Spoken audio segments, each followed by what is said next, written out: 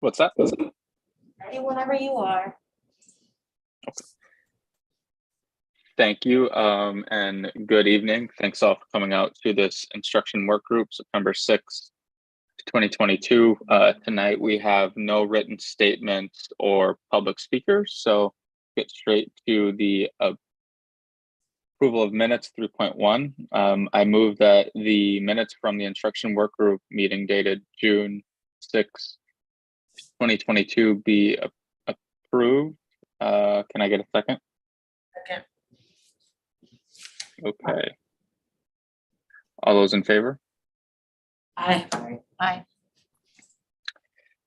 All right, thank you. And moving on to the health services update. Nurse Carrie, are you here with us? You get me for now. Nurse Carrie is just getting logged in, but she is in transit. And so she will jump in if I can't answer any of the stumper questions, but I'll take the lead this evening. Thank you. Yeah, you bet. Would you like me to get started? Yes, please. Excellent. All right. I'm going to keep my talking points pretty limited as you do have this memo to reference. As we are thinking about the launch of the school year, I just want to focus on a couple of mitigation updates that the board is aware of, but wanting to share again, and also so our community is connected as well. So when you think about, when we think about going back into the school year, we're thinking about what our universal practices are for fall. So there's a lot we learned throughout the pandemic that has taught us what our essential practices, both from a COVID mitigation perspective, but also from just a general health perspective. So as we enter the school year, the mitigation strategies at this point that you can expect are us continuing to reinforce vaccination, pushing staying home when sick, and continuing to monitor our ventilation systems, promoting hand hygiene, respiratory etiquette, and ongoing elevated cleaning levels. So what you won't see that is required is physical distancing, cohorting, or masking, though masking remains highly recommended for our school staff and scholars.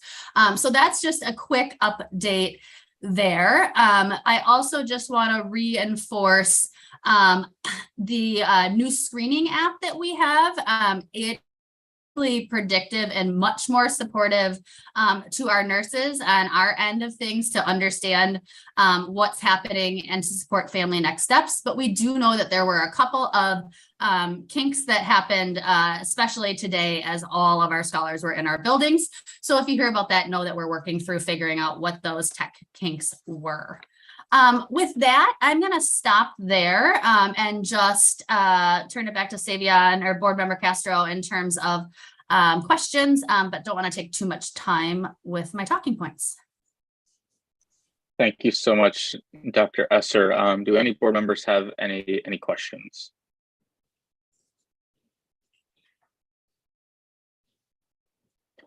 Board Member Simkin.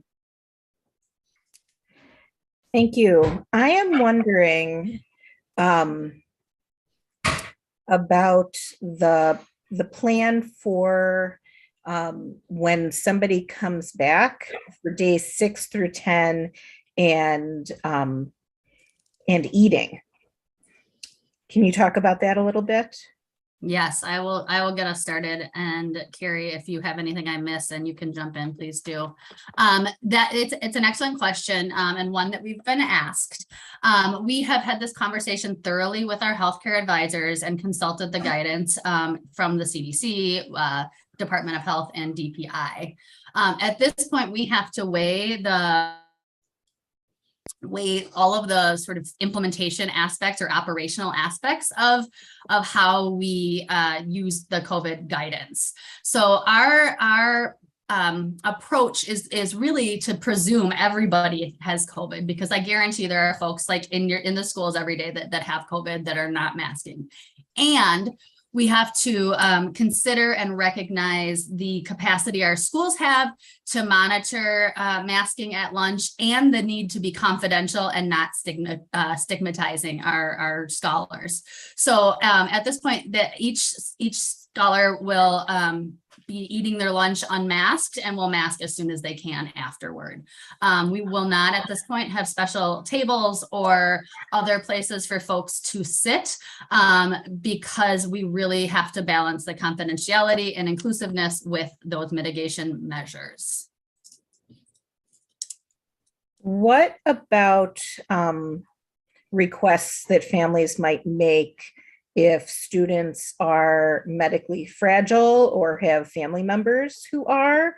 Are there going to be accommodations for those students to be eating in a separate location or on their own? Yes. So for every individual situation, the school nurse, in collaboration with the family and the medical provider, would have a conversation about what an individual student is, so that they can make those choices in their healthcare plan with the school. So we certainly, though universally are not addressing or having a different environment, it's absolutely available on a needs basis. Do we have any concerns about how we would be staffing that?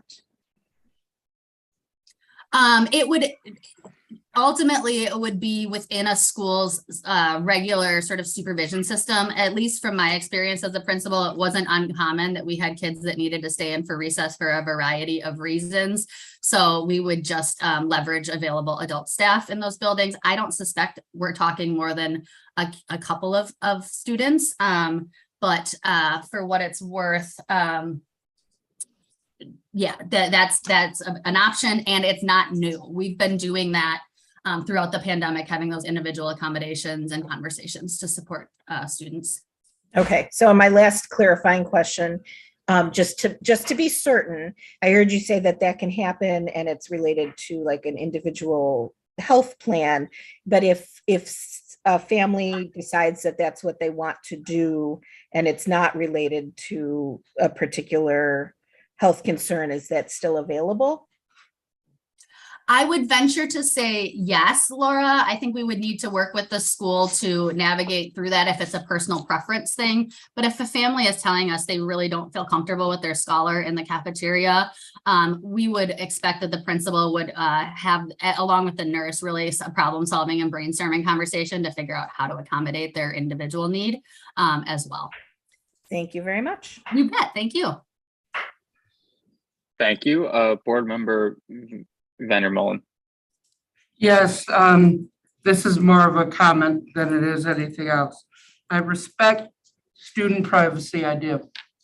I respect our policies, I do. Problem being is we're worried about the group and mass stigmatization when we're not worried almost for individuals with disabilities who are told, well, we'll have to find a way to do it. We'll have to do the extra work and put the separate work in to get the accommodations. And to me, that's a failure on the CDC. That's a failure on the state system. That's not an MMFC failure, but it is something that still needs to be called out, because these children aren't always able to say this, I am immunocompromised.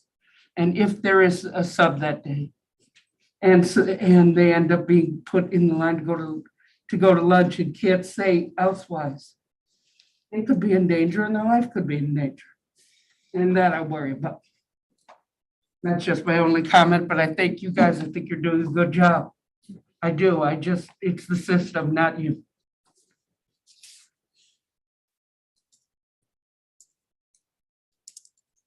Thank you so much. Any board member Gomez Schmidt? Yeah, thank you. And I equally had shared some concerns around this 6 to 10 day time frame, and just that we're bringing students back after they've had a positive COVID test, requiring masks throughout the day.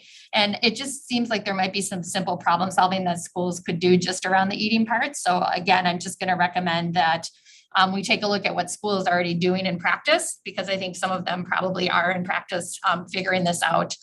And it's just, again, just for a short time frame, 3 to 5 days for students who are coming back after a positive COVID. So that's my only comment. So thank you.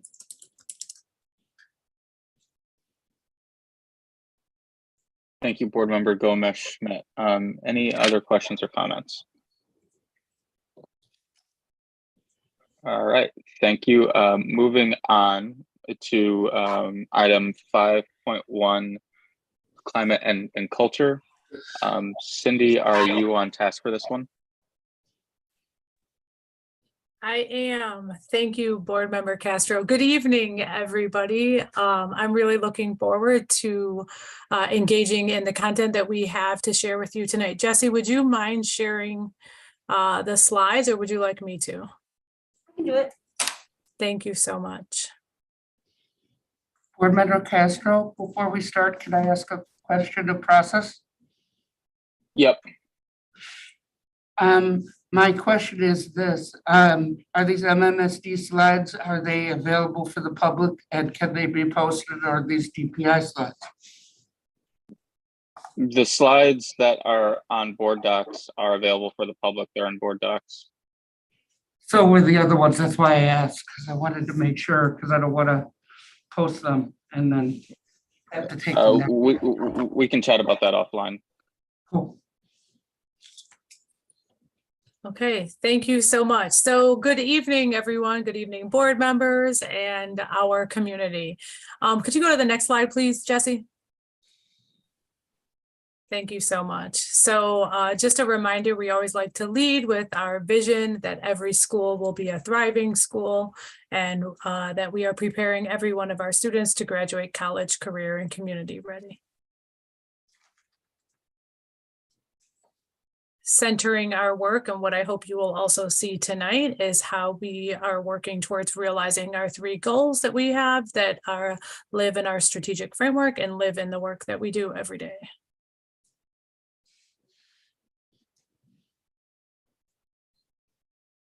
And our core values.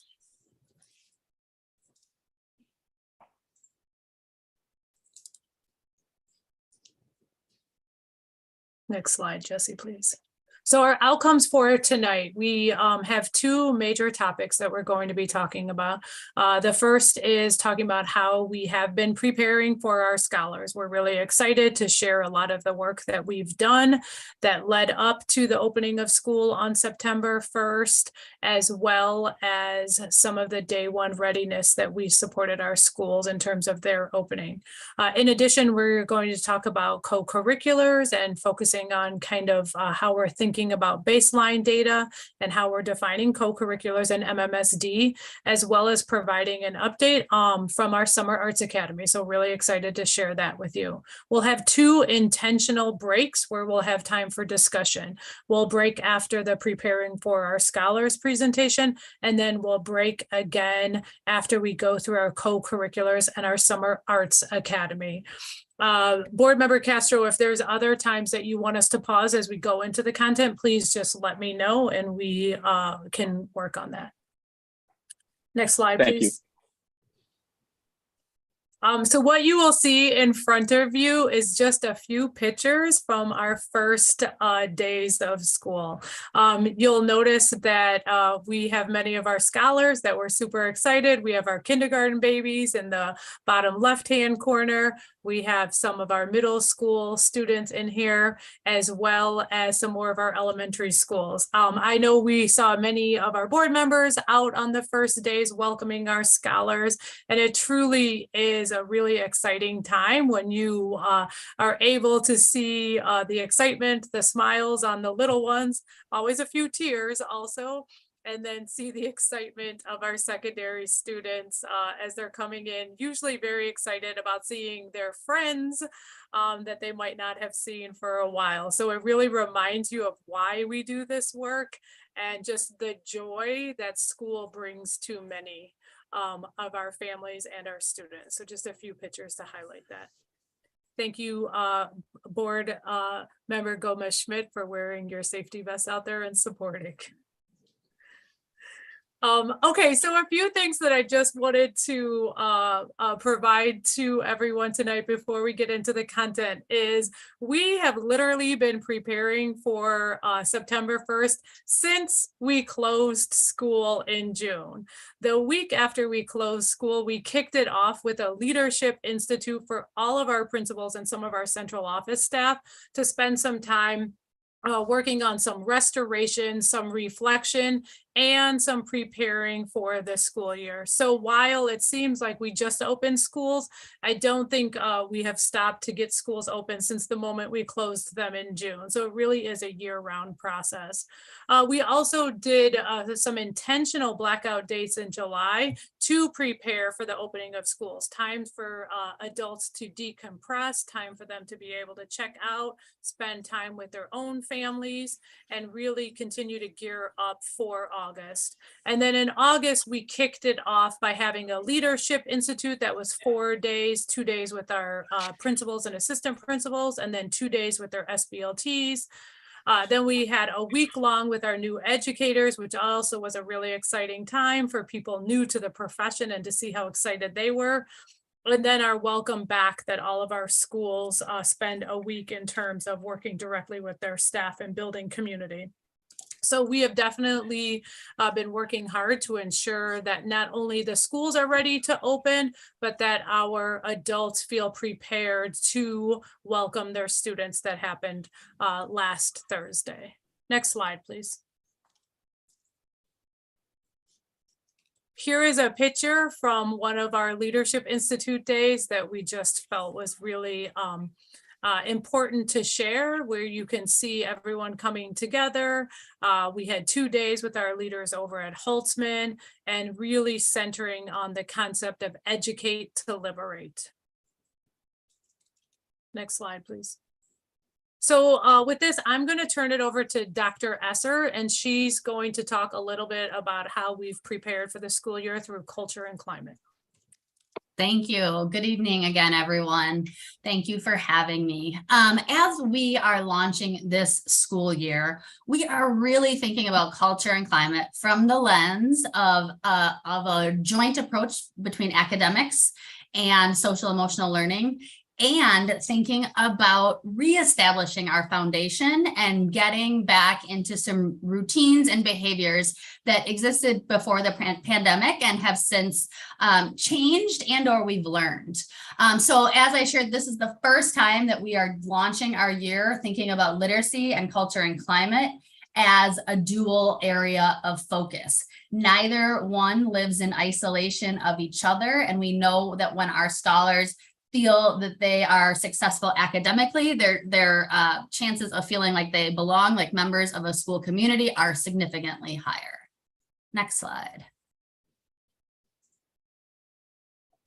These goals are the goals of the behavior education plan. And while the behavior education plan is not necessarily the definition of culture and climate, inherent within the plan are the strategies for impacting culture and climate. And we believe that if we increase the sense of belonging and decrease the use of exclusionary practices, that inherently also within itself will impact culture and climate.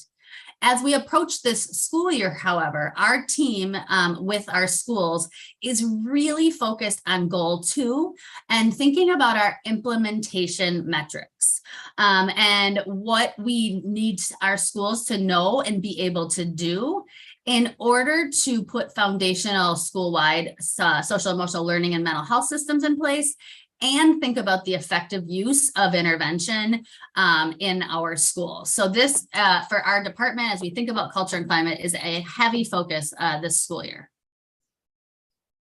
Additionally, on the next slide, you will see just visually where we are focusing our energy as a department and with our schools as we think about culture and climate. So I had mentioned reestablishing the foundation. And when I think about this, I think about both the what and the how. So the what are our programs, things like SEL or restorative justice, mental health programs, et cetera.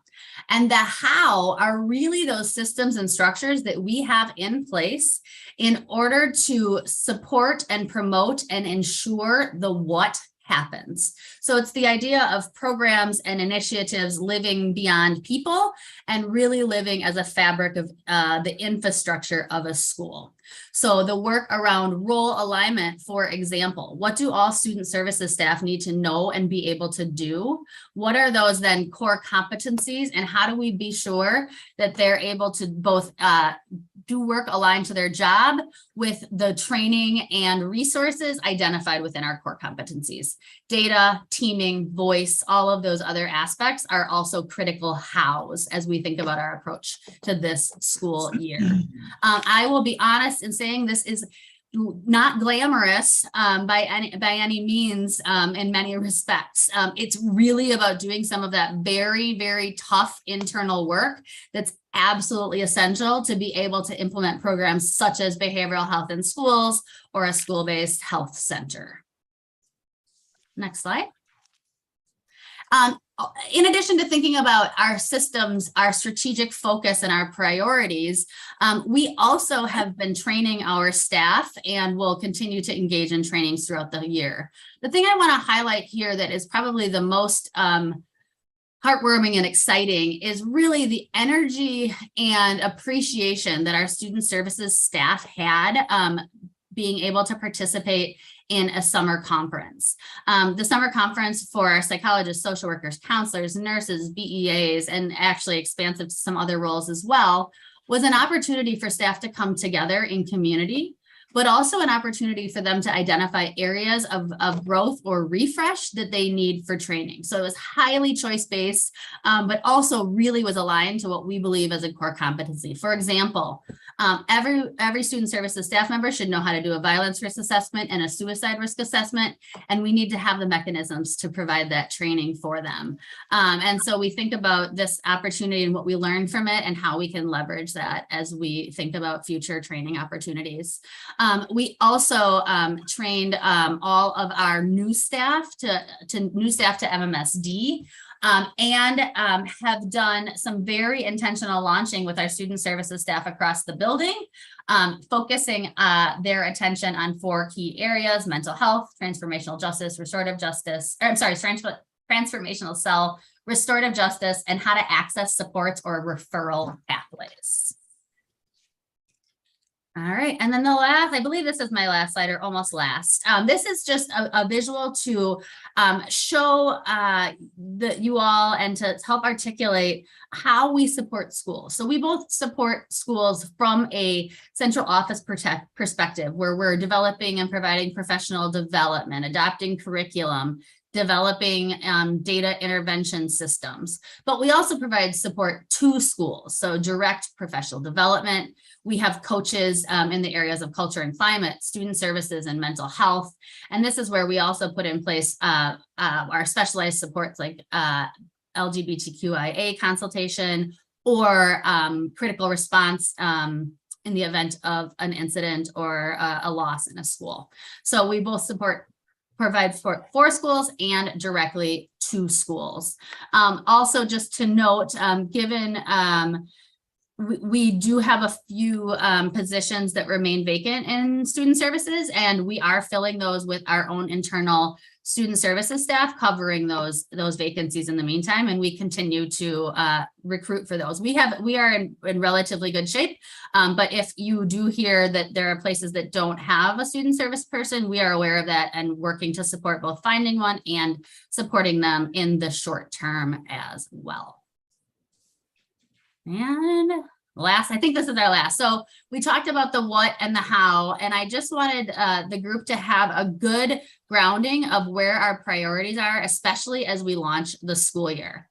So from the how perspective, thinking about implementation metrics, clearly communicating our support structure, developing an advisory structure where we can leverage staff and student voice better, and thinking about pathways to mental health.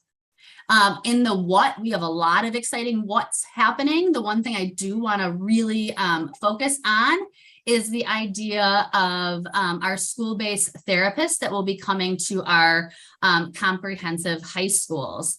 And as far as our comprehensive high schools and a new and exciting resource. So this year is an intro year, and we will be planning further out to think about how this is a practice that we grow and sustain on a larger scale across the district. I'm not going to go into depth on those others.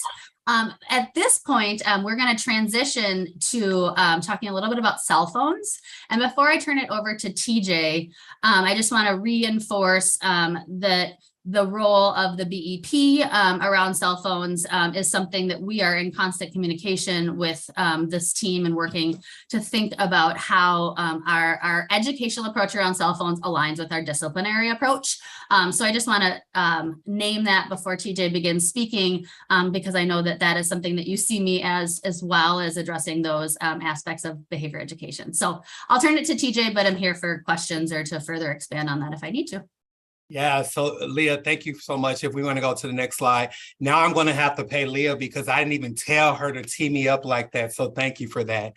First and foremost, thanks for this opportunity just to kind of think about and have a conversation with what we're hearing and what we are thinking about as our next steps when it comes to cell phones.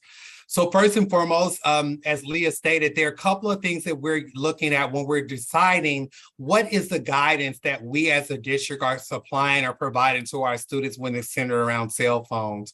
So we start there by thinking about there are two things that we already know exist. The first is a board policy 4403 that addresses the personal possession of a personal electronic device. And then as Leah just said, we also recognize that we also have our behavior education plan that is also something that we look at when we're thinking about how we're going to support families and students when it comes to devices. We recognize that cell phones have become a very hot topic in some of our schools, mainly in our secondary schools where we're seeing this as an issue. And so what we wanted to do was really look at what do we already exist and have out there, and what do we need to create to support schools. What we also wanted to make sure of, and I'll take a personal and say this, right? I wanted to make sure that we were creating support for our teachers and our administrators so that we were not using a policy to weaponize students, but really think about how we can engage students in our instruction. And that's more important than anything else. So after I began to sit down and really do some research, I came across a program which is called Away for the Day. Away for the Day, it is a nationwide program that is centered in providing research and tools for all of the stakeholders to support them with just that, putting cell phones away for a day. We recognize that it's impacting our schools in different ways. And so what we wanted to do was really sit down and allow schools to have some autonomy in how they wanted to look at this. So what I did was created a guidance in partnership with our Associate Soups of Schools before we rolled it out to any of our leadership. That guidance looked at saying, you can do Away for a Day when you are communicating with your families, before school starts or before anything is happening at your school to say, we will be away for a day school, and that's the total day. That means no cell phones will be allowed to be out. We want to encourage students, yes, you have your cell phones because we know like they are needed outside of that instructional area, but really making sure that we are providing with that guidance. Some schools recognize like, for us, it's just about allowing students to have those devices, maybe during lunchtime, so they are deciding what that looks like.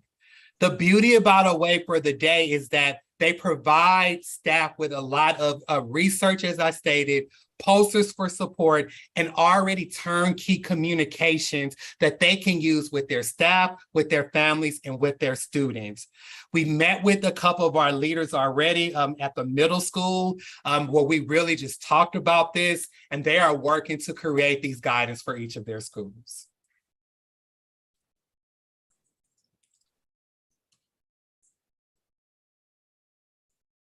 Thank you so much, TJ and Leah.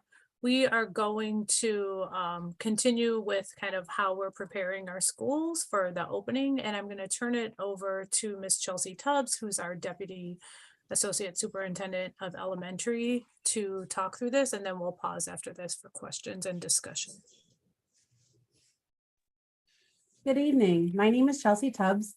My pronouns are she, aya, and ne, and I am proud to serve as the Deputy Associate Superintendent of Elementary Schools under our Associate Superintendents of Elementary Schools, Carletta Stanford and Dr. Deb Hoffman, and with our Associate Superintendent of Middle Schools, Dr. Angie Hicks, Deputy Associate Superintendent of Middle Schools, Dr. Anu Eby, and our Associate Superintendent of High Schools, Ennis Harvey.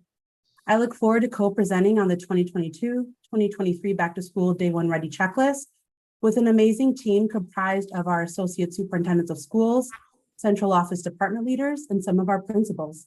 Next slide, please, Jesse.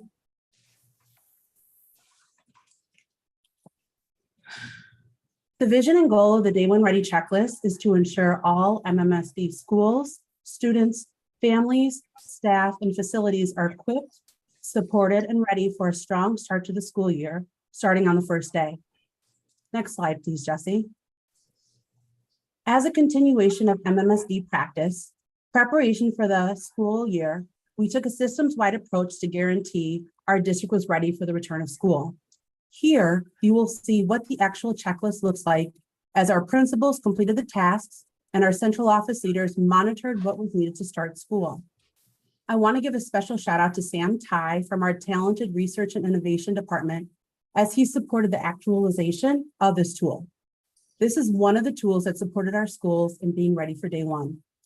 The Day One Ready Checklist is a tremendous collaborative effort in which 28 central office departments, those being assessment, athletics, budget and accounting, building services, communications, community schools, curriculum and instruction, diversity, equity and inclusion, early learning, enrollment, food services, health services, human resources, leadership development, legal services, library and technology services, MSCR, operations, research and innovation, safety and security, secondary programs, pathways and Office of Youth Re-engagement, special education, state and federal programs, strategic partnerships, student and staff supports, transportation, and our Associate Superintendent of Schools suite. They provided transparency around school opening, and 16 of our principals, and I want to give a special out to those principals who also supported our planning during their free time. Dr. Anu Eby, who was then the principal of Cherokee Heights, Christine Barone of Olson, Dr. Deb Hoffman, who was then the principal of Lincoln, Kelly Lawler of Crestwood, Dr. Matt Hendrickson of Memorial, Sarah Ozonian of Black Hawk Middle School, Dr. Becky Belvon of Midvale, Amy Wiederath of Whitehorse, Kathy Prozansky of Gompers, Jamie Dumini of Badger Rock, Christy Cluse of Hegel, Larry Love of Leopold, Mickey Smith of East, Dr. Becky Peterson of Marquette, Sarah Gigi of Stevens, and Sarah Larson of Elvium provided feedback and supported planning and implementation efforts for our district to be successful at all levels in being prepared for the school year. Next slide, please, Jesse. Next, you will hear from some of our incredible principals who have been working diligently to complete the Day One Ready checklist in preparation for the school year. We are fortunate to gain insight tonight from Dr. Rochelle Bly, the principal of Kennedy Elementary School, Sarah Ozonian, the principal of Black Hawk Middle School, and Dr. Matt Hendrickson, the principal of Val Phillips Memorial High School. Dr. Rochelle Bly, can you please start? Sure, thank you. I was asked to come today and to share some information about how the Day One Ready checklist helped me. I'm a new principal here in MMSD, and it was a great tool for a new principal to have. It helped me visualize the start of the year and expectations that the district had for me. It also helped me to answer some questions that people came to me that had questions that I didn't quite know the answers to, but on the Day One Ready checklist, I usually came across that checkpoint, and then I could answer questions. It also helped me form questions for other people so that I could ask, different questions that I had for, getting the school ready. It also helped me understand responsibilities and the different roles of different people on my staff, who was responsible for getting certain things together as far as the nurse, the PST and the custodians and secretarial staff. I also like the way that it was organized, and I had links to go back to get ready for different conversations that I was having with staff when we welcomed them back. It also made just a nice cohesiveness of the year, starting off the year with everyone. And it was a real team approach. I was really proud of my team for coming together and helping to make that the checklist a success. Thank you, Dr. Bly. Next, we will hear from Sarah Ozonian. Sarah? Good evening. I'm Sarah Ozonian, principal at Black Hawk Middle School on the north side. We also use the checklist as a way to really be set for students and staff as we are entering for the start of the school year. The great thing about the checklist was that it covered the array of departments that Ms. Chelsea talked about earlier. So we knew that if we covered this whole checklist, we would have everything set and ready to go for our students and staff. It was a nice balance of having the items that students needed to be ready, but also for our staff to be ready. So our leadership team started working on the checklist in July to make sure that we were set up for staff in August, and then on the flip side, being set up for students in September. The checklist also served a good purpose of distributed leadership in our building. So we were able to work alongside all of our colleagues within the building, as well as colleagues across the district and the other middle schools, to collaborate on some of the tasks that we were all doing to set up for the school year. As Dr. Rochelle talked about, we were able to really rely on experts within our building, whether that was health services, down to building and grounds crew, to safety and security. Everybody's voice was utilized in the checklist to make sure we were ready to go for students and staff. And our team really did, also, like Dr. Rochelle talked about, a team approach to make sure that we were able to cover this.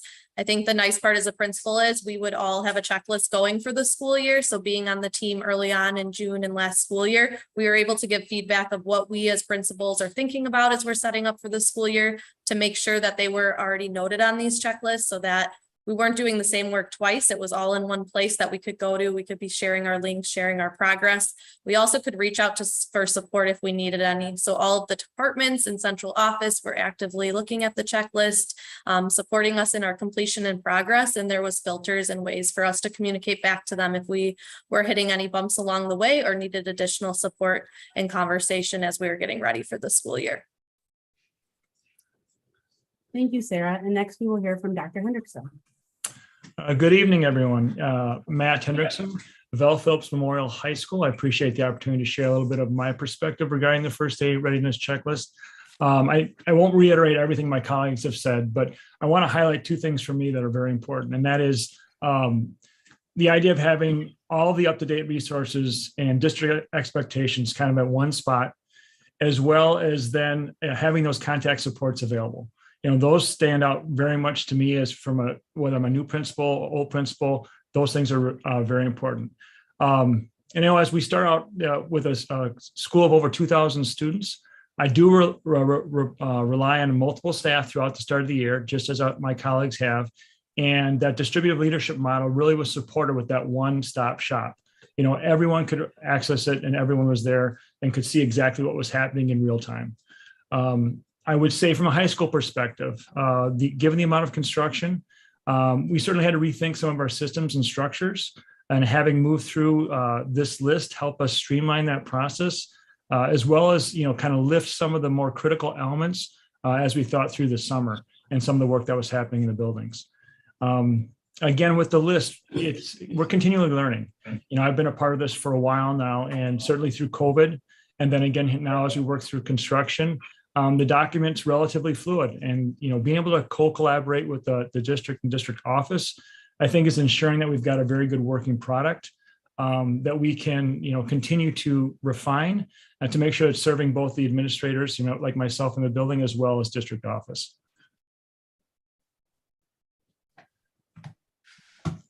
Thank you, Dr. Hendrickson. Next slide, please, Jesse. Thank you to our remarkable principals that shared this evening. We are incredibly grateful for your dedication and leadership, especially during these continued unprecedented times. And now we open the floor for discussion, as I am joined by some of my hardworking and amazing central office leaders in answering any questions that you have. Thank you to our board for your continued support, and thank you to our community as well. All right, thank you so much, Cindy and Chelsea and all our principals who joined us. And now, yeah, let's start with some questions or comments.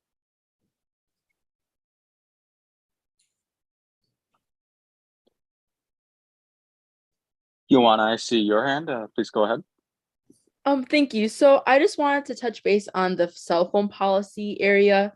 So since I know that we're going to be talking about this today, I did survey a lot of students at La Follette, some at Memorial, some at Weston, a few at East, and I got their opinions on cell phone policies. And La Follette just implemented a new cell phone policy this year. So I'm not going to say all the quotes, but I will say a few and make them concise.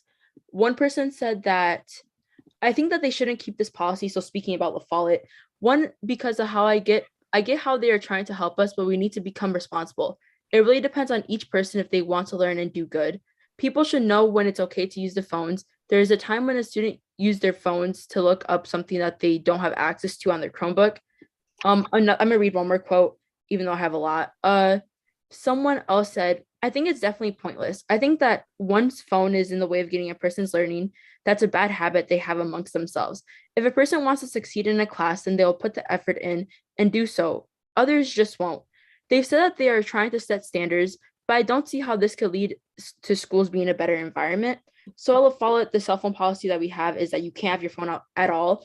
If you do, you have to put it inside of a pencil box. If you don't listen, then you get put on the grounded answer list. And so I just wanted to touch base on why students were using their phones last year at La Follette. A lot of the coursework, I'm gonna be completely honest, was not engaging. I had a teacher who was copied and pasting whole slideshows the whole year and making us take notes for 50 minutes, which isn't really engaging at all. A lot of students use their phones when they finish their work. Some other reasons why students may use their phones are for learning purposes if their Chromebooks are dead. If they don't have their Chromebooks with them, people use it to take pictures of slideshows if they didn't get the whole slide, while writing it down because they can't write fast enough. Some people use it to contact their parents about after school plans. Some people, like myself, who's part of the ECC program and I take classes at UW, in order to get into my UW account, I have to use my phone because it won't let me in there. Now, here are some problems with implementing a new cell phone policy kind of randomly, is that there really isn't student input. And that's a major problem that I personally have being a student, because I felt like we're not asked a lot of questions about our thoughts and, concerns about cell phone policies. La Follette kind of just implemented a random one with almost no student input. All voices must be heard. Today, someone got in trouble for using their phone when the task was just writing on a name card and they had finished the task, but they used their phone and got in trouble. So I asked a lot of the students who were part of the quotes what they would like as a cell phone policy. And 90% of the students said that they would like a class by class basis, meaning that teachers are able to talk about what they want their cell phone policy to be. and then students would follow that cell phone policy instead of it being like having all classes put in a pencil box, which is also unsustainable. So before making a cell phone policy, I would say I would like to ask you guys to please send a survey out to all students at MMSD, including Capitol High and the alternative schools, asking them what they would like from a cell phone policy, like what their opinions are, how they would follow one, and then also asking staff as well, all staff, and then maybe meeting at the middle and coming up with a solution, because when there's no student input, that's when problems start to become. So that's all I want to say. Thank you. Thank you so much. That was very insightful, especially with the classroom by classroom basis. Did any staff want to respond? If not, we can move on. I will just open it up to see if Mr. Harvey from the high school perspective or Dr. McCray wanted to respond. Otherwise, we can definitely move on. And thank you, Ioana, for your input and your thoughts from All Student Voice. I just want to say thank you for your input as well. And we do hear and see you and live student voice. And I just really want to, because I wrote all your points down. Yes. One point I really want to highlight is really that point number 3, just really thinking about, well, it's a number of them, but 3 was the lack of engagement of teacher lessons. And 2 and 4 was the part about when Chromebooks die. And 5, like students having to take a picture of a slide. But if you have your Chromebook, like the teacher should just share the slide with the students. So that's cutting down on the writing, cutting down on the taking pictures. So just a lot of different things when I think about instruction. So I thank you for that. And from lifting it, those things from a student point of view versus it having to come from like a central office point of view, like, oh, it is a lack of engagement. But now you're saying, no, this is what our students, my peers are saying centered around that. And so I just want to thank you for that.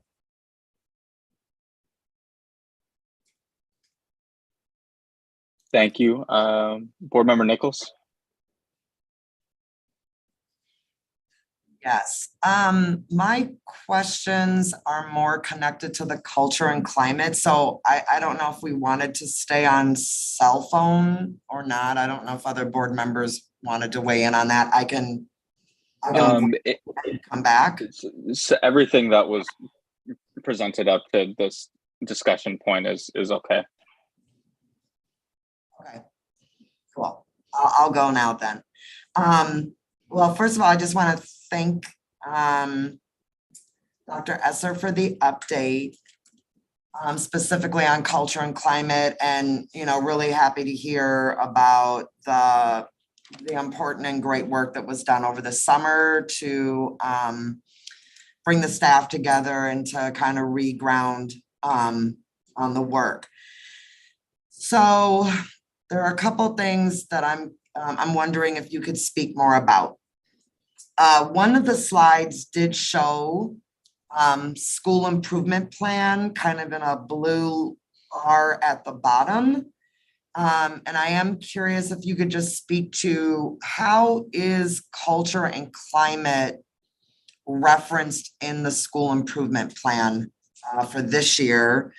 Did schools, for instance, set a goal, or is there a data point that they're working from as kind of a new baseline? So that's one question. Related to that, I'm curious how the foundational skills and for SEL, restorative justice, and other culture building work is given time along with literacy. So yeah, if you could just speak to kind of how that might look in a school. Yeah, how are staff and students able to spend time doing SEL, RJ, and culture building work? And then the last related question is, when you talked about the implementation metrics that you are looking to create for those 3 goals, specifically goal 2, Can you talk about what process you might be using to identify the implementation metrics and at what level? Is it implementation of your department's support to schools? Or is it implementation at the school level or a combination of both? Let me know if I need to repeat any of that. Thank you. Got it. I took notes, so I think I can get through them. Though Cindy, I might have you jump in on the SIP question to just go a little bit more in depth. What I can share from just a culture and climate perspective is that our schools are and have been for many years identifying a strategy around culture and climate. As we think about our work from the department this year, one of the things, however, we have to be more intentional about is knowing what each school's SIP focus is related to culture and climate and aligning our supports accordingly. That does tie to the foundational practices concept. And then Cindy, I'll pause. Just in the sense of that sort of that concept of the what and the how. So typically schools are naming programs like restorative justice work. And so it's incumbent upon us to really think about what the foundational practices are then to make restorative justice work in a school and then provide those supports to schools as well. So that it's not just necessarily addressing what's specifically stated in the SIP, but also having to take it to that next level of what are the practices inherent within that we also have to build in our schools. Cindy, anything else I missed? No, I think you answered it. I'll just talk a little more about some of the implementation metrics that we have provided to schools. And then if any of our associate superintendents of schools want to chime in from what they're seeing in terms of draft SIPs, we're in the final stages of that. Some of the implementation metrics outside of looking at behavioral incidences and paying attention to the disproportionality that we'll look at our quarterly reviews of progress, both at the school level as well as the system level.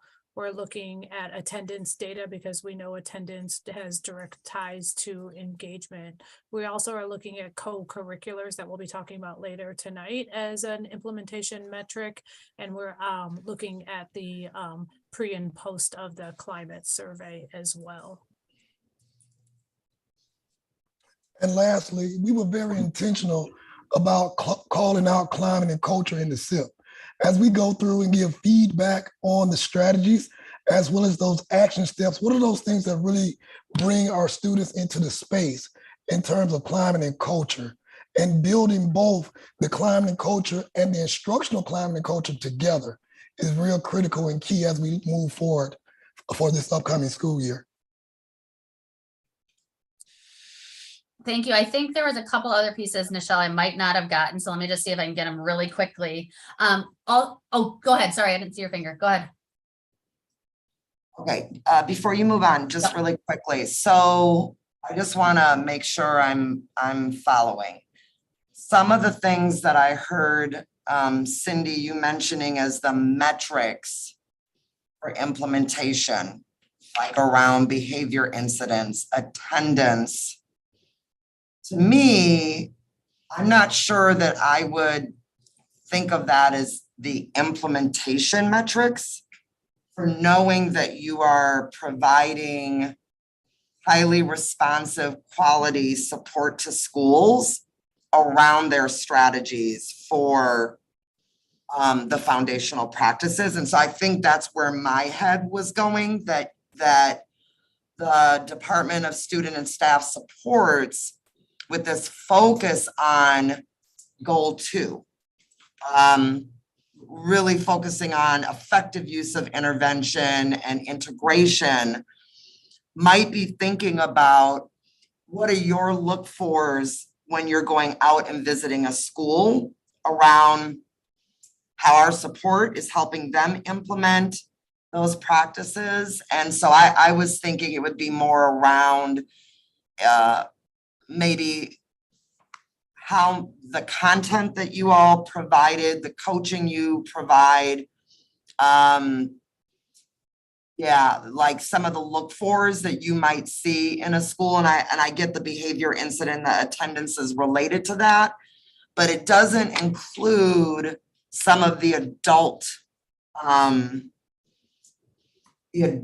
connected practices or mindsets. Do you know what I mean? Like some of the implementation that I heard, okay. I'm just rambling there. It's using, well, I mean, adults might be making some of those decisions that result in students, but it doesn't tell me from a district perspective whether or not you all are starting to feel more confident about the quality of your support to schools and how you have evidence that it's becoming more integrated. So that's just a random, I guess. And if you don't mind, if I could just jump in really quickly, Yeah, you are spot on, Nichelle, in terms of how our team is thinking about implementation metrics from a department standpoint, not necessarily from a full SIP standpoint, but from a department standpoint. So if we think about what's a core competency, if every student services staff member needs to know how to do a suicide risk assessment, how do we know?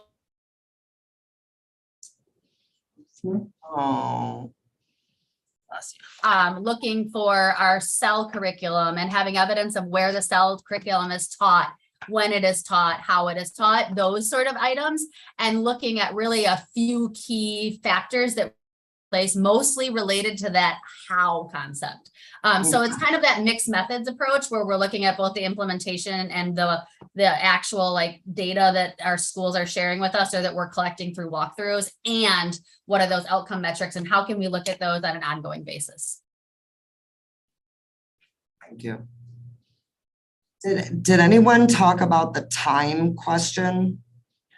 Because the slide that said this school year you were launching a dual focus of literacy with the foundational practices. I mean, I think we all know time is very coveted for teaming structures and for professional learning.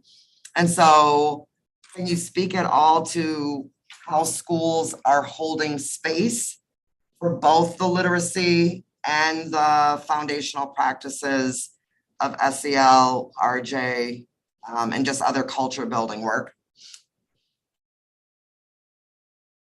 I can start and then I'll just ask if Cindy or others would like to jump in, please do. Time is a factor that we have to be honest and really contend with. With our student services staff in particular, we're really working hard to realign their work back to their typical job description, but we know that that's going to continue to be a challenge, but we're committed to continuing to work through that with our schools. The approach to professional development is one where we have to think differently or more creatively about how we leverage our time with staff and how we from a central office perspective can actually truly meaningfully build those bridges in support of schools. So how can we actually provide literacy related professional development that double tracks and embeds CEL, for example. So time is a factor, and I think we can think about things more creatively to mitigate for that as well. Go ahead, Cindy.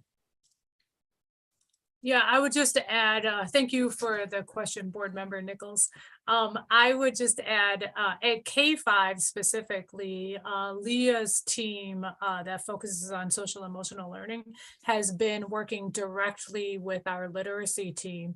Two things that are important to know is the EL curriculum has an embedded CEL curriculum with it. So we've been really focusing on how to ensure that that is centered and uplifted, and where there's some gaps there where we're thinking about where we might need to fill those gaps with not just the professional learning for adults, but potentially curriculum that would support our students. So that's one of the things that we're really excited about. And that kind of integration has been something that we want to model. I would say at secondary, as we're thinking more about transformative CELs, our teachers for the last few years have really been thinking about how they also integrate that into their curriculum, and also where that might live in our middle schools where we have advisory time or we have crew time as well. And at high school, I think teachers are thinking about it more in terms of each discipline, but it's definitely at that place a work in progress. It exists in certain courses. They're thinking about it through social studies curriculum, and we're still trying to think about where some of those universal practices need to happen. So I would say it's more of a work in progress at secondary, and the work that we're starting at elementary, I think, is going to be a great model and great learning for us in terms of how we go forward. The curriculum has helped a ton too, I have to say that. Excuse me. I would just like to add off of what Cindy said, specifically at the middle school level. We have been really intentionally talking about trying to understand and uplift. So how does culture and climate in your building goes? Academics are parallel aligned to that, and really understanding that that has to be in the front and alongside of the work that we do in schools. Sense of belonging, making sure that there's student voice, collecting data, not just the district data, but their own schools data around culture and climate, and how scholars are and families and everyone are seeing, staff are feeling, operating, and uplifting in those school spaces, because you can't have one without the other. They go together, and really being just really leveraging that and working with Leah's department to help develop intentional work around that. We've been working with them and having this same kind of questions that you have around what's the plan? How are we going to implement the plan? And time is clearly an issue with so many things that are going on. However, we have to find the time, we have to make the time to ensure that we are paying attention to what scholars, staff, and families need in schools in order to excel. Thank you.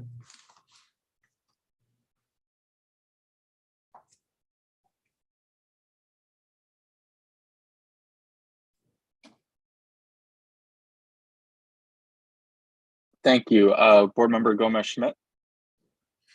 Thank you, Board Member Castro. I have two questions, and one is on the Day One Ready checklist, and then the other one is on the cell phone policy. So for the Day One Ready checklist, it sounds like that was a great tool for bringing schools together as far as how to understand information coming from, I think you said 28 different departments at central office, and for everyone to collaborate on what was needed. My question is this checklist going to continue into the school year? So does this type of tool evolve into a Q1 checklist to keep everybody on the same page as the work continues? I'm going to ask Deputy Associate Tubbs to come on board to answer that question as well. But the checklist is always an opportunity to use throughout the year to do checks and balances for the schools. But I don't believe right now we have a plan to kind of do a quarterly update, but I'll let Chelsea respond to that more. Yes, and thank you for the question. I would echo what Cindy has shared. This is truly a checklist dedicated to the beginning of the year. We do go back and reference it to make sure that everything is still in place. And then throughout the year, different iterations of what a quote unquote checklist could look like. So we have different planning tools as different needs arise from various departments and from some of our meetings. Also even thinking about the metrics meeting, Chris, that I get to see you every week on. There's different iterations of what a checklist could look like, but this is solely for the Day One Ready. Okay, it just sounded like a really great tool. And so if there is a consideration of continuing it, if that would help keep everybody together and moving in the same direction as the school year progresses, yeah, you might all want to consider that. So just a sort of a random thought there. Thank you for answering that question. My next Thank you for the feedback and the thought. Thanks. My next question and comments are on the cell phone policy and the cell phone work. So I just want to say how much I appreciate the different departments in the different schools really taking a close look at this issue. I do appreciate and just wanted to let everybody know that we do have policy 4403 on the agenda for the operations work group next week, where we can take a first look at what the actual board policy says. This policy was last updated in 2014. I see TJ nodding about that. So it is long overdue for an update, just knowing how much has changed in 8 years about cell phone use just in society and access that students now have to that type of technology. What I really appreciate about this is the idea of revising the policy from a culture, climate, and learning lens. The way it's written now is much more of a, there's cell phones, they could be a distraction, and if they are, then they're going to be taken away. And so I think addressing it from this culture, climate, learning lens is really important. And then I just wanted to also say I appreciated Joanna's comments about the digging into the why are students using cell phones during instructional time. There may be some times that they're using them for actual instruction, and different teachers may have different rules around that, but we do need to take a close look at it, because we also know that they're also being used in a distracting manner in instructional spaces too. And so I think trying to figure out a process for hearing those student voices and staff voices around this, and having that inform our policy work at the board level, I would really like to see that happen. So I just appreciate that, and look forward to working with you all on figuring out a process to include voices as we do this work. All right, thank you. Any staff responses?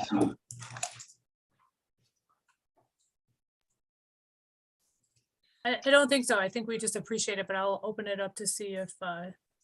Steven, can I actually ask a question? Yeah. That was there you are. It's like, where'd you go on my screen? Yes. All right, that was a long comment. Sorry, I lowered my hand there and switched places. I am wondering if before next week, if it would be easy to figure out what we know about what schools have chosen to do. So there's the district level policy about cell phones being a distraction. And then we're talking about the school level guidance that appears to be different from school to school. So if we could have like a quick maybe overview of what high schools have decided to do, 6 high schools, 12 middle schools, and kind of where the schools are at with how they've decided to start out the year. Yes, because I believe that work is definitely being collected already. We've asked for each school to share with us what their guidance is across the buildings. So I will work with both Dr. Hicks and Ennis to collect that information before our instructional work group, so that we can at least say, here are some examples of what's going on across the district. Yeah, I would just chime in that we can definitely share that information. I think in terms of the discussion with the board, Chris, I think we'll want to follow up to see where that might live in terms of work groups, but in terms of what they're doing, that we can share that part with you. That sounds great. Thank you. I saw Dr. Jenkins' hand up, Savion, so I just wasn't sure if he had something to chime in before we go to the next board member's question. Sorry about that. Yeah, I'm going to pull the mask down for a second. But yes, Cindy pretty much hit where I was going to go with that. The one thing I want to be sure, Dr. McCray, Yana brought up some very good points, that we make sure that it's across the board. You did an excellent job of doing your own research. We should add her to the research team. But make sure that we really get the students' voice in this piece, because like you, I was taking copious notes when she spoke, sounded like a professor. And one of the things that she said about the students' voice in the classroom, it also, as she elevated teachers' roles in this and working and having that relationship that we continue to talk about, connecting at the classroom level. So I would just ask our team And yes, Chris, I will want that information to come back next week, but I think this is gonna have to be something continuous because as we're trying to co-create environments, it doesn't happen like a microwave oven. We have to take our time and go in it, get the information, but I just think we'd be a little rushed. With a small sample next week, Dr. McCray will do well.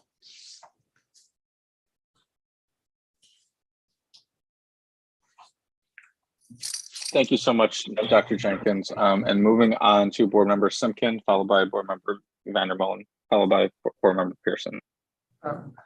Thank you. I will start with the cell phone conversation since that's where we're at. And then I have a couple of other topics as well. Johanna, I just want to also echo, I really appreciate that you did research. That's awesome.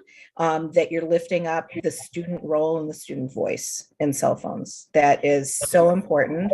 I think a lot of the information that I started with when I first started on the board around cell phones was around my son's experience and his friend's experience with cell phones. And I think that just brings me to having a pretty strong feeling around making sure that we have engaging classrooms that keep students' interest.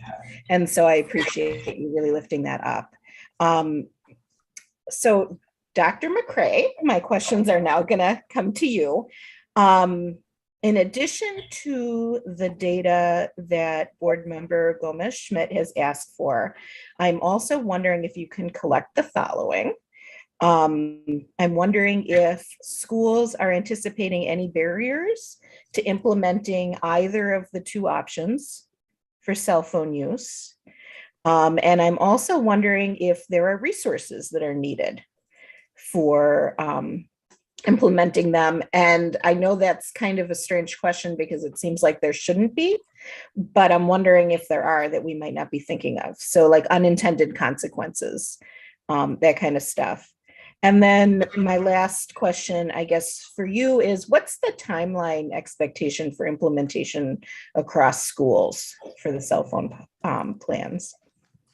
So when we go 1 and 2, yes, I think we can find a way to provide that information in a systematic way, probably by just reaching out to principals as they are providing us with this information and then having that. So again, I'll work with Dr. Hickson and so we'll work on collaborate on that to get that done, as well as the new too. So I want to highlight that. The third thing was a timeline. So one of the things we asked for was just thinking about having schools before schools start to communicate with us, what is your plan, so that they are communicating with their families. Because what we didn't want was for students to have to implement something midstream, and then that became another barrier. So we're working with making sure, where are you at, provide us with your guidance, and then we're going to go back and circle around with them. So would that mean that at this point, many of the schools already have contacted parents with a plan? That is our hope and desire, that they're doing that before, whatever their guidance is, that they have communicated that, because that's part of the policy in 4403, is that is communicated to parents beforehand. And so we wanted to make sure that happened first. That is fantastic. I really appreciate the forward movement on this. I know a lot of families do as well. And so let's keep moving forward with this. This is great. My next question, Dr. McCray, is also to you. I am just wondering, how was the start of the year for Madison Promise? Well, first and foremost, you see our new background here. Yeah. The start of the year for Madison Promise was amazing. It was the highlight of my week last week, because we actually started last week. So we started Thursday with just building community with our students. We are doing homeroom. So we spent our whole day in just one homeroom, working with students to understand the platform, building community with our students. Friday, they spent that entire day just meeting all of their teachers. And today they are moving through their schedule. So I am on a high just from that. And the mere fact that you asked me about that just took me to another high. So Madison Promise is going well. We are excited. We have a couple of other things that we're working on to support schools across our district, but I'm like a pig in slop right now. So I'm excited. Wow. Okay, that is great. I'm glad I asked. Any bumps, any surprises? I do just want to say I appreciate the enthusiasm, but I am just going to highlight some of the meeting notice rules. Okay. I guess I'm from the discussion around start of school. So may I ask if there were any bumps or surprises for this first day? Thank you so much. Yeah. Had a couple of bumps to say I did not. I'm not going to and say that would not be the truth. But again, because I was fortunate to have like 100% retention rate from last year, those were some of the same bumps we experienced last year. So we already felt them the previous year. It was really just sitting around ensuring our parents knew exactly what we were asking them for and being able to quickly make shifts. So that was the main bump and we were able to overcome it. Okay, thank you so much. My last question or set of questions is for Dr. Esser. And actually, this is related to the slide on reestablishing foundations for SEL. And I think most of my questions were answered, and I just want to give you an opportunity to elaborate on what type of capacity building might be happening this year between SEL staff and classroom staff, whether it's educational assistants or teachers. Yeah, so thank you for that question. When we think about the capacity building, I'm thinking of it at least simplistically right now in two ways. One is, what are those foundational classroom practices that all teachers need in order to implement our priorities or to center the district priorities? And so we have both foundational training such as developmental designs and nonviolent crisis intervention, at least the proactive parts of that we're going to be relaunching and recalibrating around. Because of the pandemic, we slowed down considerably on some of those trainings. So really thinking about what are those classroom foundational trainings, and then partnering with our coaches and our school staff to then identify at a school-based level what they need, and co-constructing that with the schools on a school-by-school basis. For our student services team, including our culture and climate coaches, we're also thinking about what additional aspects are foundational. So if you're a culture and climate coach, you really do have to have a strong grasp of social emotional learning. And what does that mean? And so working on those. When we think about our student services staff, that's where we get into intervention systems and problem solving and connections to community resources, that sort of thing. And those will be built into our overall scope and sequence for professional development. And then we'll have opt-in options when people want to go deeper or differently. Sounds great. Thank you so much. That's all my questions for now. Thank you, Board Member Vanderbilt, and followed by Board Member Pearson. Then I will add myself to the queue. Yes, thank you. Couple comments. One, Ioana's comments were absolutely wonderful. I think we should ask the students what they think, but I would like it to be a broad spectrum of students, as many as possible from all different groups, including special ed, ELL, all groups that aren't normally included in a lot of surveys, because I think that's important. At LaFollette, I really would like to hear from the deaf culture because they use cell phones as a way of communication. And I would like to know if there needs to be an accommodation made to be able to do that, because they do use that as a form of communication. The other issue, and this is my warning / soapbox / I'm sorry, you're gonna have to deal with me being me statement, which is, I was the kid that had to use the laptop when no one else did. I was the kid who they stole the computer box whenever they could and had the bullying because of it. If you make a policy that is too strict, you will out people with disabilities who may not want to be outed and may not be ready to be outed. Because frankly, it will show that they're allowed to and others aren't.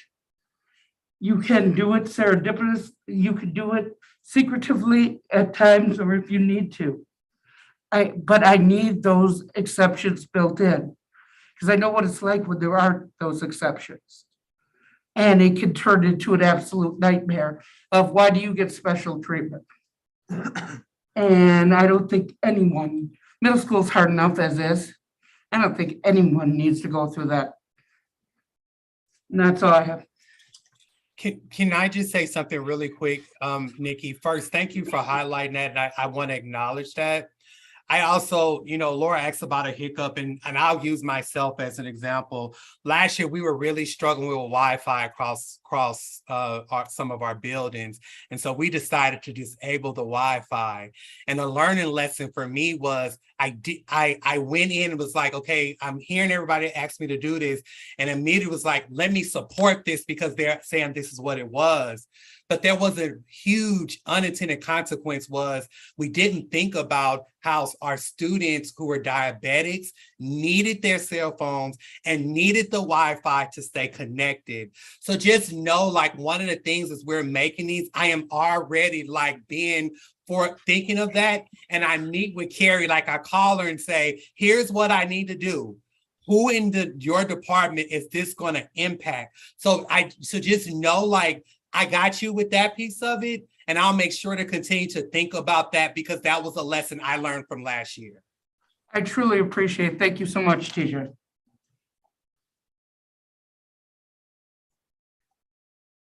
Thank you, Board Member Pearson.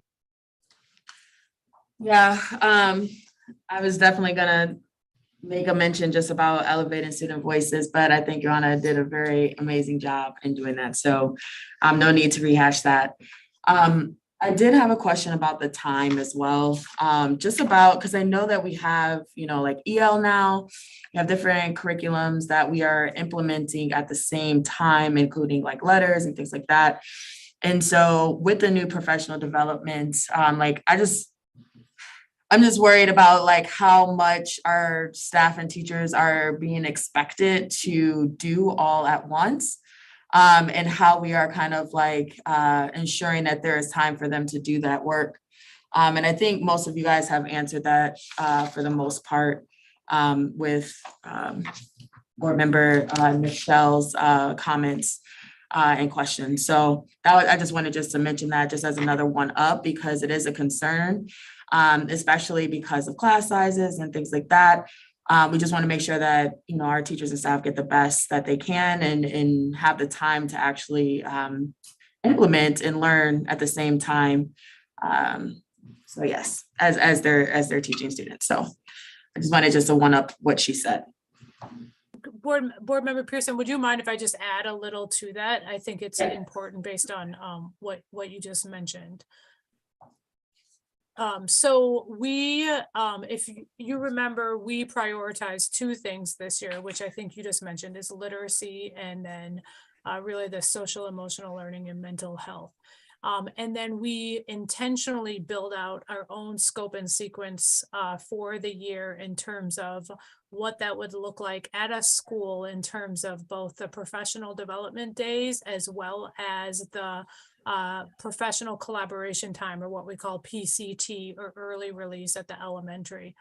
And we did that with schools to ensure that we were balancing kind of three things: the school time that schools need for their own culture building, their own community building, their own priorities, and then how that will fit in with also the literacy work and with the social emotional learning.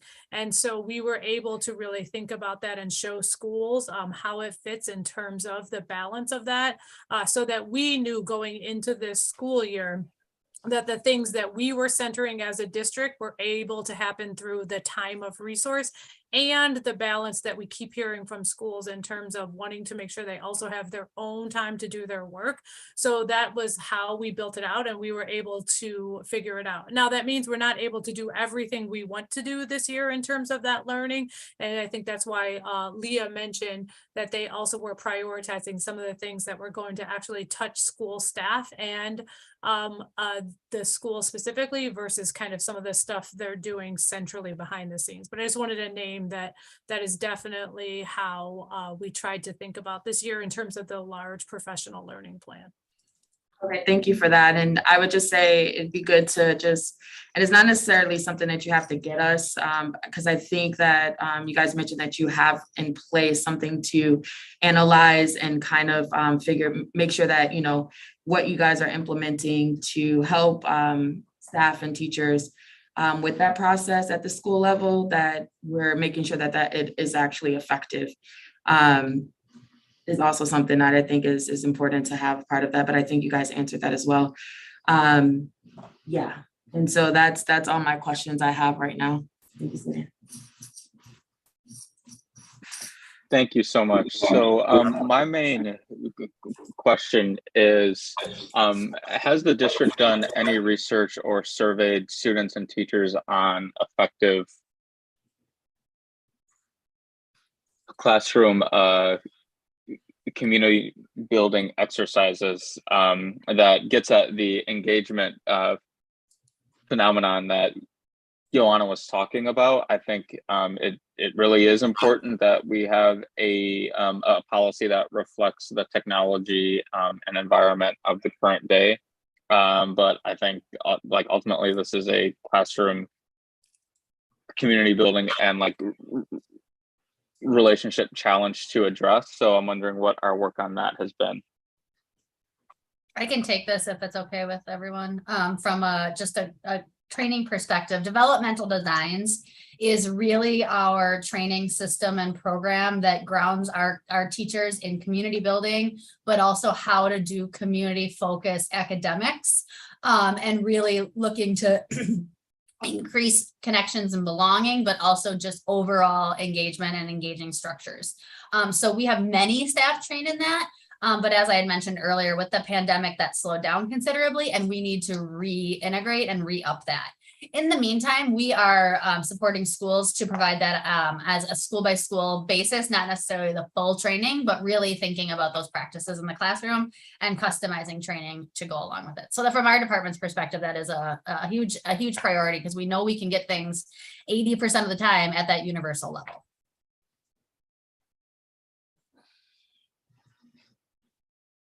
Got it. Okay, thank you. And board member Muldrow, it is on you. Thanks so much, Board Member Castro. So I want to start by talking specifically to Leah and Cindy about kind of our approach to safety and health this year. I didn't hear anything around sexual violence. I also didn't hear anything around kind of what we're doing to educate and support students around reproductive health. So I want to start by asking Cindy, what are the grade levels where our students have access to human growth and development or sex education? Hello, sorry.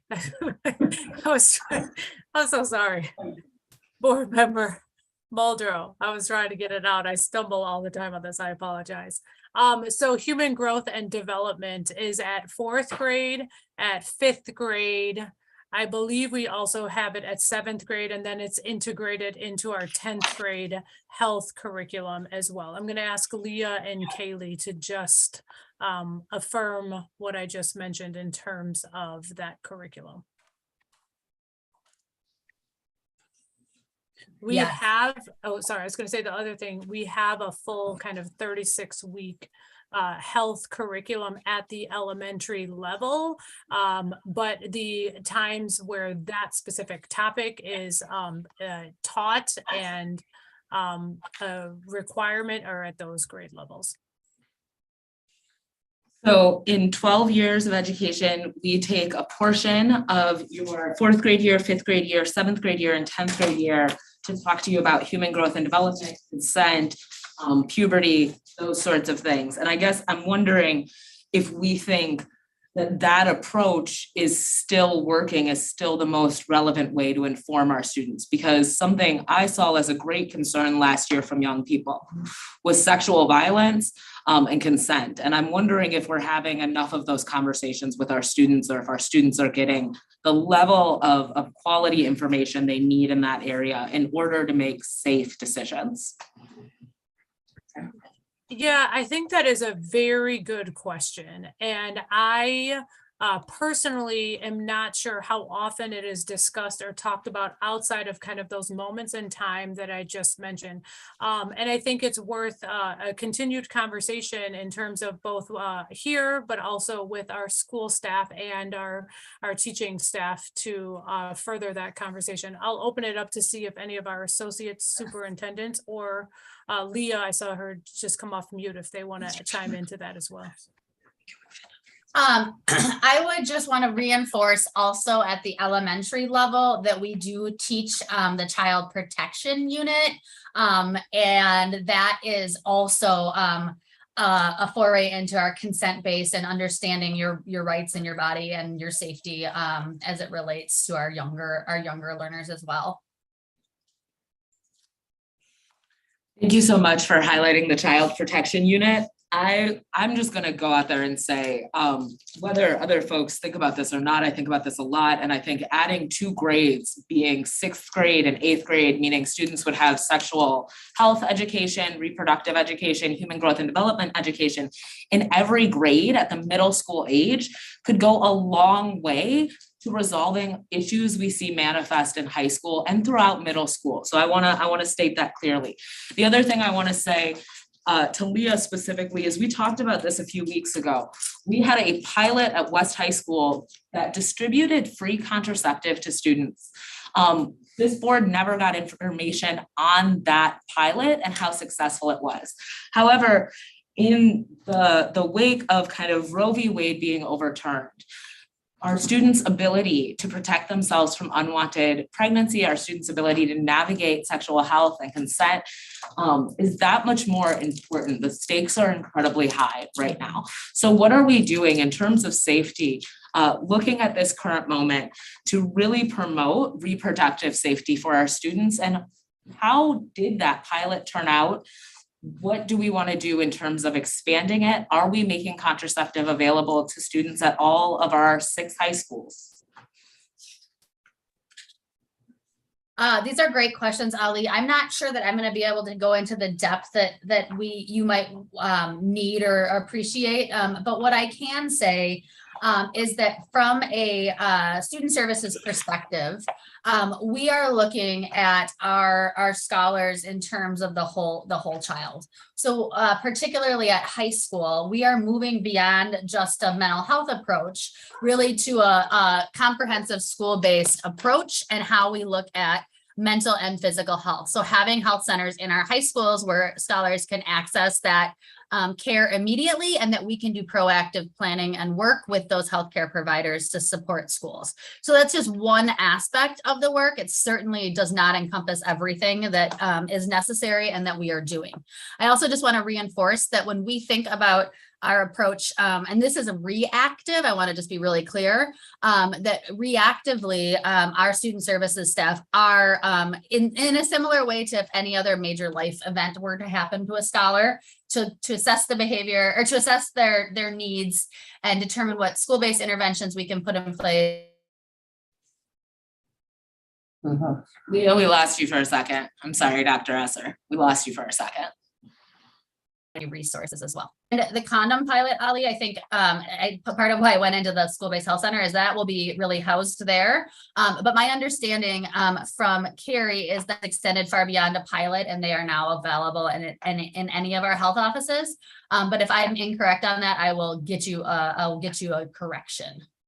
How are we promoting to students that they can go to the health office to get contraceptive or to talk about their sexual health or their needs around their sexual health? I will have to get you that answer when I can consult with Carrie. Kaylee Jackson, did you come on because you know the answer? Well, I came on because I have another answer about our human growth and development learning progression. So we actually start these conversations around healthy relationships and ally behavior, specifically in kindergarten.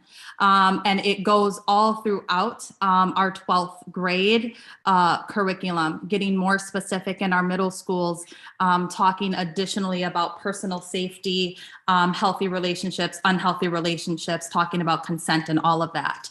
I agree with Cindy that we can definitely engage in more conversations about the effectiveness of these lessons, but it is certainly something that is taught throughout 412.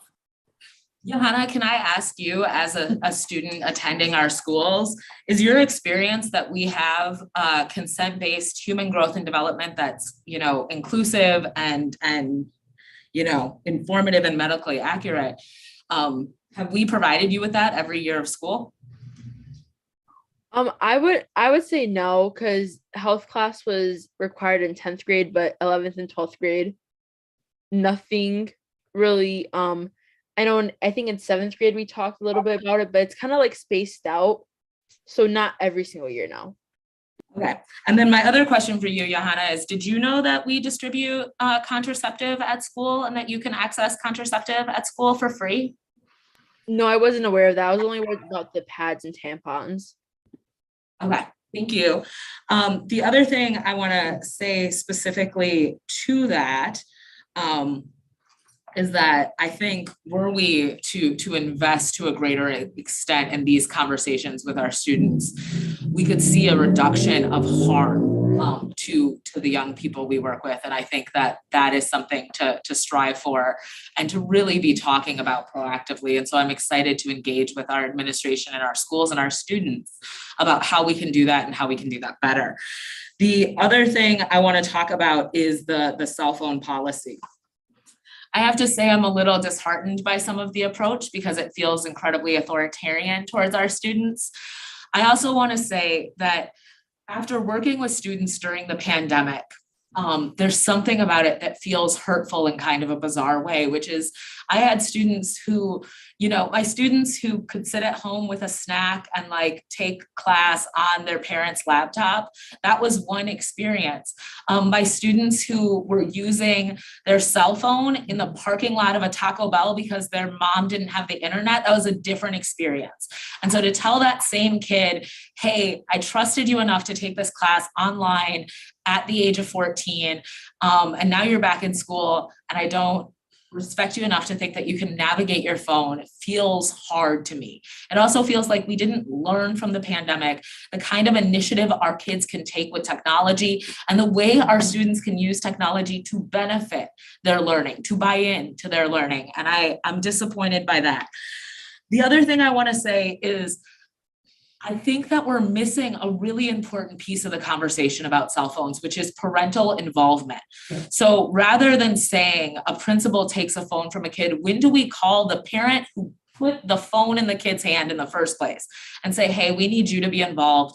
We need you not to send your kid to school with this. We need you to come take the phone from your student, because we're not really in the position to do that as educators.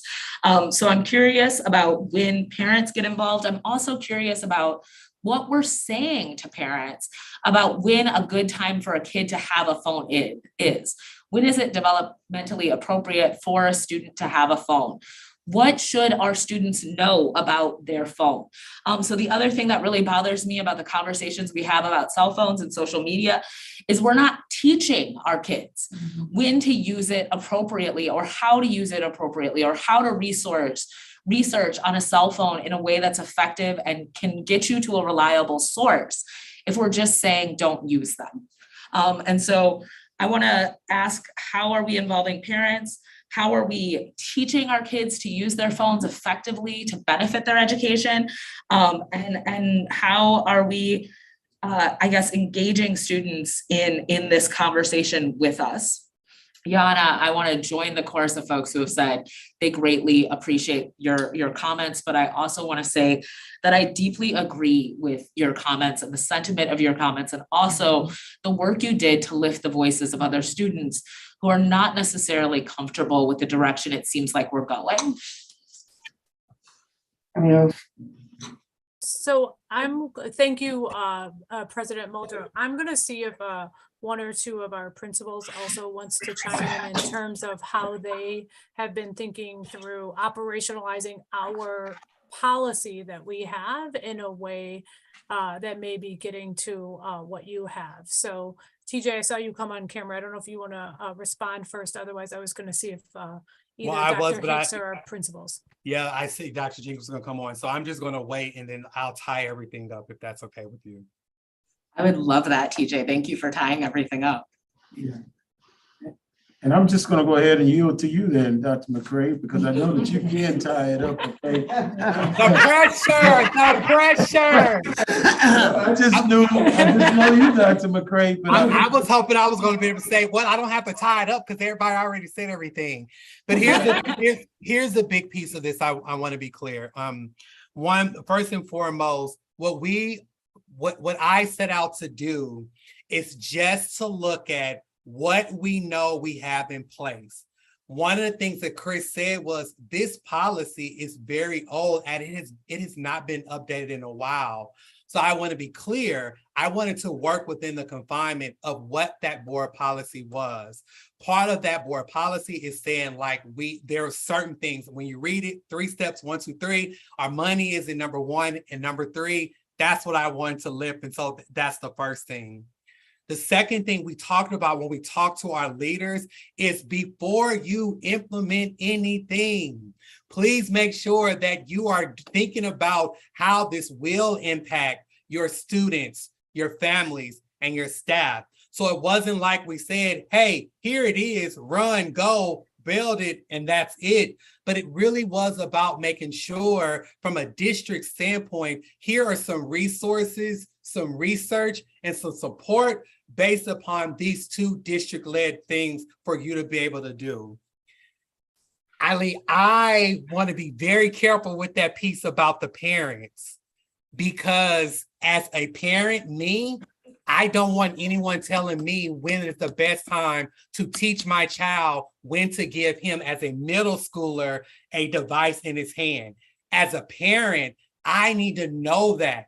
But what I do agree about is really thinking about how do we partner with parents to equip them to have that conversation. And I can fully take that on and say there are 2 places we can do that.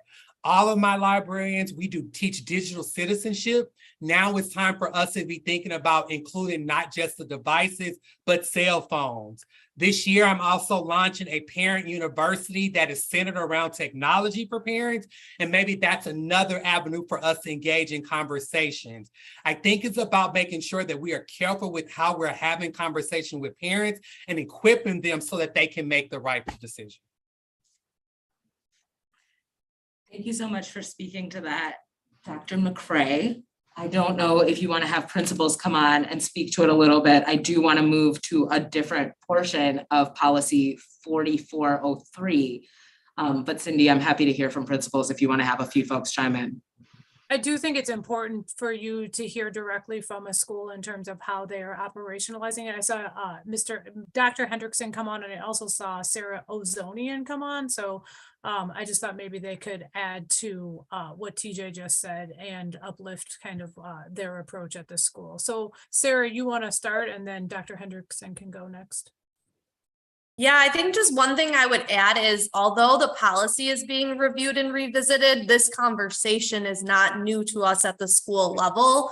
Pre-pandemic, post-pandemic, we have all had policies at our individual schools around the use of cell phones. So I think it's just getting a little bit more attention this school year of trying to be more calibrated across the school so that when students are transitioning from school to high school, they're having that same message of the importance of why we have these policies in place. Ali, I agree with everything you said. I think the one piece that is missing is the ownership of school staff and teachers. So this was hit on a little bit by Joanna about how interactive are our classrooms, how high engagement are our classrooms, and what are we doing from the teacher end to have students highly engaged in the cognitive load from the time they step in that classroom until the bell brings and they leave that classroom. And that's the piece that I think we need to continue to be supporting our school staff of what we are actually doing for curriculum instruction in our classrooms. So students are engaged and not feeling the need to pull to their cell phones, because you're right. That was a high tech tool they utilized all throughout the pandemic. And it's also a tool they're using as they're coming back into school settings and reacclimating with peers and how they're socializing with others. Some of our students that are still reserved, haven't been around peers for a long period of time, aren't interacting regularly. That cell phone is also a safety net. So not only is it about the instructional piece that we're trying to hit on in our classrooms of why cell phones, there's a time and place for them, but it's also the social emotional learning that we also need to recalibrate on now that we're back post-pandemic. So I think that would just be my feedback of, this is something we were talking about pre-pandemic, and now we're just talking at it through a different lens, knowing that this was a highly utilized tool that served a great purpose for the last couple of years. And now we got to reinvent with our students, families, and staff members in the building of what we want that to look like and feel like in the classroom when instruction is going on. Thank you so much for speaking to that. I think one of the things that's different about a policy that's directed at students versus a policy that's directed at our entire community is that a policy that's directed at students usually talks about what happens if you break that policy almost explicitly, which isn't necessarily true for a lot of our other policies. However, if you go and you look at the policy that we created, in 2014, it ends with two things that I think are really important to bring up. Part 4 of that policy, students shall annually be provided with a copy of the rules that govern the possession and use of the devices covered by this policy. Joanna, I hate to ask you to, represent all students again in this conversation, but I'm so glad you're here to do it. Have you received a copy of the rules that govern possessions and uses of devices by this policy? Have you ever gotten a copy of that? I would have to say the last time I got like the BEP that has like electronic stuff was probably 6th grade or 7th grade. So it hasn't about 6 years since I've received one. Okay. I think that's really relevant. So looking at the policy and looking at the components of the policy that we're adhering to and how we're letting kids know, whether it is how we're letting kids know that they can access free contraceptive or how we're letting kids know the rules and expectations around a cell phone consistently. I don't think these work unless we have a communication strategy with our young people and we have the relationships with our young people that build trust and allow for them to engage in that communication proactively.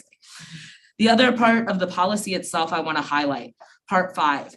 Nothing within this policy shall be construed to limit students' ability to use a device in a manner that functions as assistive technology necessary for a student's education that is required under an individual IEP plan, individual education plan, or a Section 504 agreement. I think that conversation is missing. It's never happened. It's something that we need to highlight. It's something we need to make educators very aware of. There are children in this district who depend on devices to be able to speak. Taking them away is cruel. And if we don't explicitly acknowledge the dependence some students have on technology to be able to learn, to be able to engage, we are doing a disservice to many students. I want to thank my colleague, board member Nikki Vandermeulen, for highlighting this, particularly in consideration of our students who are hearing impaired. I think that it's an area that we need to be incredibly intentional around. It's an area of strength in our current policy. And it's something I hope we highlight and continue to discuss as we move forward in revising this policy. We also need to put AAC users for those who use communication boards, communication devices. Because if you take away an AAC device, you could set someone back years. Thank you for speaking to that, board member Vandermeulen. That's it for my questions. Thank you so much, Chair Castro. Yep, thank you so much. And I believe I've seen we've made a full rotation of the round now, so I just want us to be cognizant of that as I see second hands come up. Please keep questions and comments to be as concise as possible. As board member Gomez-Schmidt also talked about, we will also be talking about this policy more in detail. This was an update on what schools are doing to their specific practices, and we have another item on the agenda. So having said that, Board Member Nichols, followed by Joanna, followed by Board Member Simkin. Thank you. I'll make mine brief. I think mine is just a follow-up after listening to this conversation, in particular, Joanna. One of the things that when we talked about the BEP back in June, we did talk about, at that time, a foundational practice was still considered culturally responsive teaching. And to the extent that culturally responsive, engaging teaching is perhaps not a foundational practice, but somewhere else on the tiers of intervention and support, I think it doesn't have to be answered or addressed tonight, but one of the things that I'm thinking about is to what extent are the folks who are coaching our schools, instructional coaches, culture and climate coaches, PBIS coaches, like all of the folks that are supporting schools, how are they coming together to also bring a more cohesive approach to really looking at what is culturally responsive and engaging teaching in the classroom, and that doesn't just sit under Dr. Esser's department, but also sits under curriculum and instruction, so that there's an embedded and a more cohesive approach to the way that we're wanting classrooms to feel and be experienced by our students. So again, it doesn't have to be addressed tonight, but that was just a follow-up that I had, and not really a comment, but more of a comment. Thank you. I will just put out a reminder, Board Member Nichols, that we as a system are using Dr. Gloria Latsing-Billings' book, Culturally Relevant Pedagogy, as one of the ways that we are creating consistency and coherence across, and what that will look like across a staff that you mentioned. So, and we can follow up more, but I just wanted to name that. Thank you. So I just want to thank everybody for all the kind comments that you all said earlier. I'm going to keep this concise as well. I'd also like to thank Board President Muldrow for saying the whole entire part of informing students about different issues, because the whole cell phone policy at La Follette, I was never sent an email about it. None of the students were. It was in fact our parents, and sometimes my parents don't check their emails for a while. So I didn't know until like 2 weeks after. I just have some future questions for the operations work group meeting that if someone could just jot down that we can talk about later. I just want to know if La Follette's the only high school in the district right now that actually has an active cell phone policy. Also, the whole entire point that we at La Follette, it literally says that we cannot use our cell phones as a learning device at all, like it's restricted. And also I just can't wait to talk about more topics at the operations work meeting. I hope to gather more data so then I can talk some more with you guys about students' perspectives, like for more students. So thank you.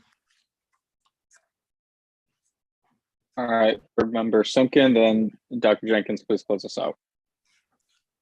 Thank you.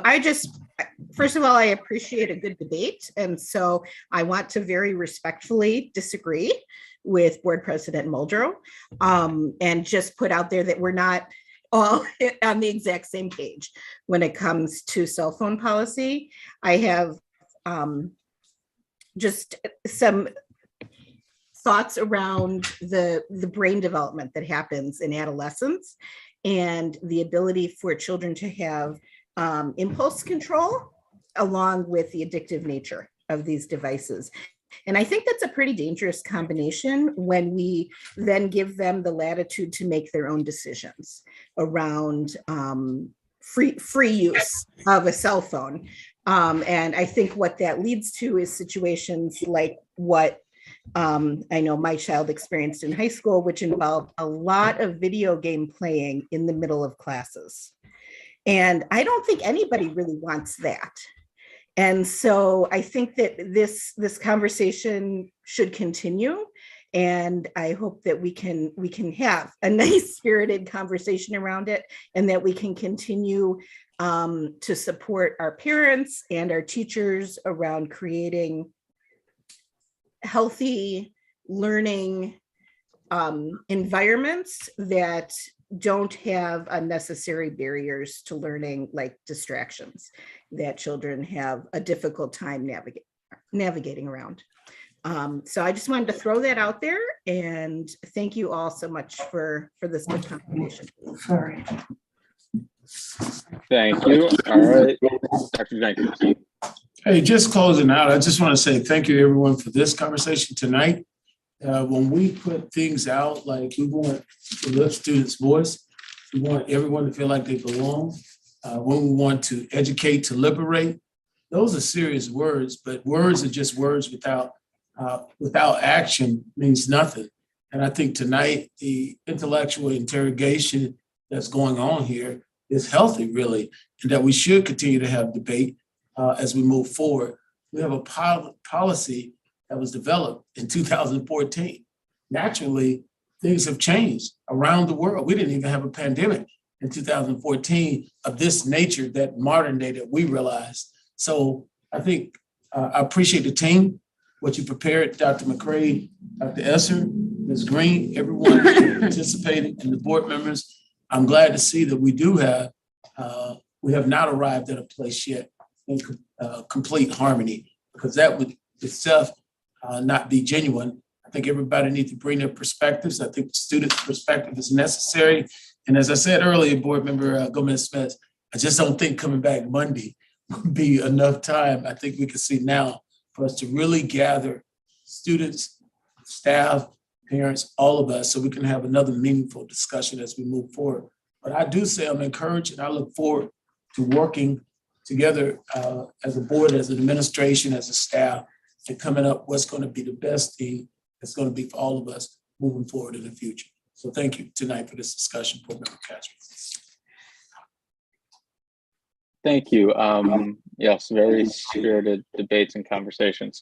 Moving on to co-curriculars, we have two sections. One is defining it and setting some baseline data, and the second will be looking at the learnings and successes from the Summer Arts Academy. Thank you so much. Jesse, would you mind pulling up the slides again? While Jesse is pulling up the slides, I want to introduce a few of my colleagues that are going to be part of this presentation as well. So Sam from our research and innovation team, Jeremy Schlitz, who is our athletic director, both at Memorial High School, but also the district athletic director. And then our associate superintendents of middle school and high school, Dr. Hicks, Dr. Ebby, and Ennis Harvey will also be joining. Could you go to the next slide, please, Jesse? I just want to start us off in terms of why we believe focusing on co-curriculars is so important for us as a district. Over the years, we've focused on components of co-curriculars, but we haven't really taken a more comprehensive or global look at co-curriculars and what the research says in terms of the impact it has on our students, both in terms of their achievement, their sense of belonging, and their well-being. On this slide here, you will see some research that we've cited in terms of the benefits of co-curriculars. We have our very own Dr. Jenkins, who is cited here in terms of thinking about how we define co-curriculars. And then we also have some research showing some of the impact that co-curriculars has on grades, attendance, our graduation rates, behavior, sense of belonging, and connectedness. I want to really state that today is a conversation about the infancy stages, or the starting points of what will be an ongoing set of work in the district. We are just starting to think about how to define co-curriculars, and we are really starting in terms of what data do we have right now as a starting point versus where do we want to get to. And so with that, I'm going to turn it over to Jeremy Schlitz. And if you could go to the next slide, please, Jesse. Thanks, Cindy, and thanks all of you for bringing this back at the board level. I was fortunate enough in 2014 to be the chair of a cross-functional team that looked at a lot of this impact specific to athletics. And I think we had some steps towards what we're doing with it, and created a good number of internally the positive impacts co-curriculars have. And I think we see with our partners amongst other co-curriculars within MSCR and other school-based programming, really the parallels that they had with that work that we did, 7 or 8 years ago, which was shared, which really gave us an excellent start for defining what this is, and then kind of identifying some of the limitations that we've got as we try to set some baseline data to really look at some benchmarks that we can improve on. As you think about it generally right now, MMSD clubs and activities are things that we roster. That's not consistent across all of our schools, but some examples would be things like the People Program or our Black Student Union, National Honor Society, Girls Inc. With athletics, we roster all of our 24 WIA sports, swimming, cheer, cross country, gymnastics, football, hockey, et cetera. It's worth noting still that data collection remains kind of semi-standardized because the analysis is really specific to the exact information entered in Infinite Campus, which previously was really school dependent in terms of their systems for making sure they knew where that was. And I think what we did as we partnered together was, to kind of remove some of those limitations where we misidentified clubs and activities, and even, some of our rosters not being accurate related to athletics for specific and positive reasons in terms of data and advocacy access, but also maybe not giving our numbers, to be truly good. And I know Sam will speak a little bit to some of the data challenges that we work on with MMSD and MSCR, as we work through that, and we still find new ones that we want to make sure that we're giving you quality data as it's right now varying within schools, and making sure that we give a really good baseline and definable piece of it. I think just the other thing I want to lift, as we talk about this definition of co-curriculars, Dr. Krista Niehoff, the National Federation of the State High School Associations, a couple of years ago really focused on this as we looked at the importance of co-curriculars, and that really they're activities sponsored by a school that are not part of the academic curriculum, but are essential to the overall learning process in a school. For us, that's athletics, performing arts, music, speech, debate, theater, a number of other things that we have these state associations, and they really include academic competitions, journalism, robotics, chess. It would be impossible to give a fully comprehensive definition of what those are. So I think what I'm really pleased with what we're doing with this work is identifying that, working together across many different groups to make sure that the concept of co-curricular is that the learning takes place throughout the day, from the classroom to the athletic field, the music rehearsal hall.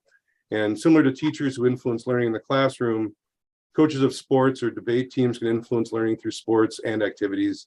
And students really have an impacted overall learning experience. They don't always necessarily, what they may not learn in the classroom, they maybe can learn on the stage or in gymnasiums. And I think, as we look at this incomplete data set, we really want to look at a comprehensive look of what we're doing as a district, and Dr. Jenkins' thesis, along with some other really strong and recent national and state level research about the impact of having that connection point outside of the traditional school day for these privilege of co-curriculars with that added responsibility, are something I'm excited to do and work with this group to make sure that we are maximizing the impact we have with the co-curriculars that we offer. And I think, we'll see as we work through this process. Right now, with this limited measurability that we gave, and Sam will speak to a little bit on the next slide, we'll be ready to really give a more clear definition and impact as we look at what we can do for all our co-curriculars. Sam, if you want to jump a little bit maybe into the data and just move to the next slide. Sure. Yeah. Thank you, Jeremy. Hi, everybody. I don't think we've ever had a chance to speak yet. My name is Sam Tai. My pronouns are he, him, his, and I work in the Research and Innovation Department of MMSD. And before this, I was a teacher at Sandburg Elementary for about 8 years of my 11 or so years here at MMSD. So really happy to be speaking with you all today about this. So as both Jeremy and Cindy mentioned, right, the data that we have are really limited, but the data that we have are helpful in kind of helping us understand the rough shape of our data, kind of analyzed across a variety of measures and disaggregations. So again, at this first pass on the data around co-curriculars that we have available to us in MMSD, we can see pretty clearly that equity concerns persist. And these are themes that have run through other parts of our presentations on end of year data. We see that students who receive special education services, students who we have identified as English language learners, and students who are eligible for free and reduced price lunches, all participate in co-curricular activities at lower rates than the district total of approximately 52% based on, again, this initial pass at the data. Just as a kind of a caveat or a mention of how these numbers work, in case you're noticing that 48 and 56 don't add up to 100. These are proportions of the students that we have in our administrative records as either being eligible for free and reduced lunch or not eligible for free and reduced lunch. So that's where those proportions are slightly potentially confusing. Jesse, if you could go to the next slide, please.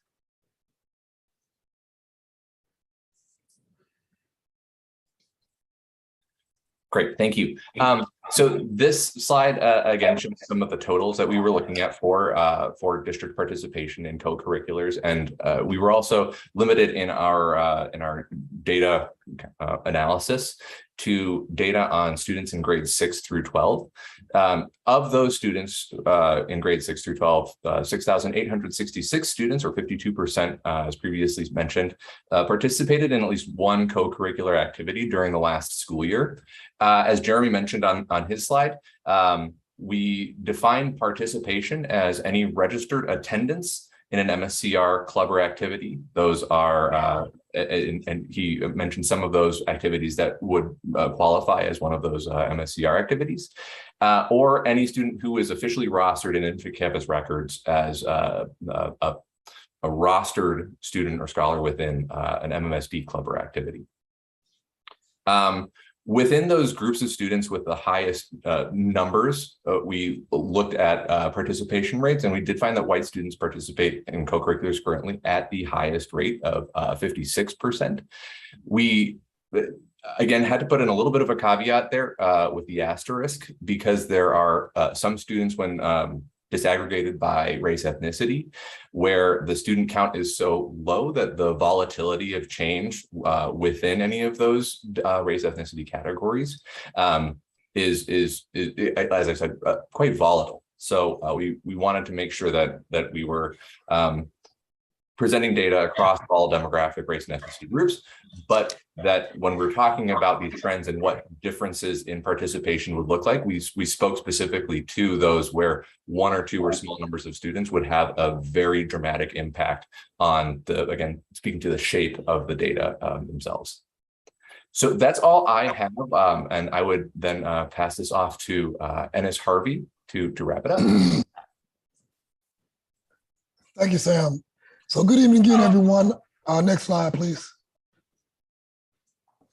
As we looked at our next steps, after reviewing the baseline data, we was very intentional with our next steps, grounding them in some guiding questions so that we can develop some operational definitions for each next step. So when we talk about the operational definition, we want to ask the question, what is our co-curricular activity?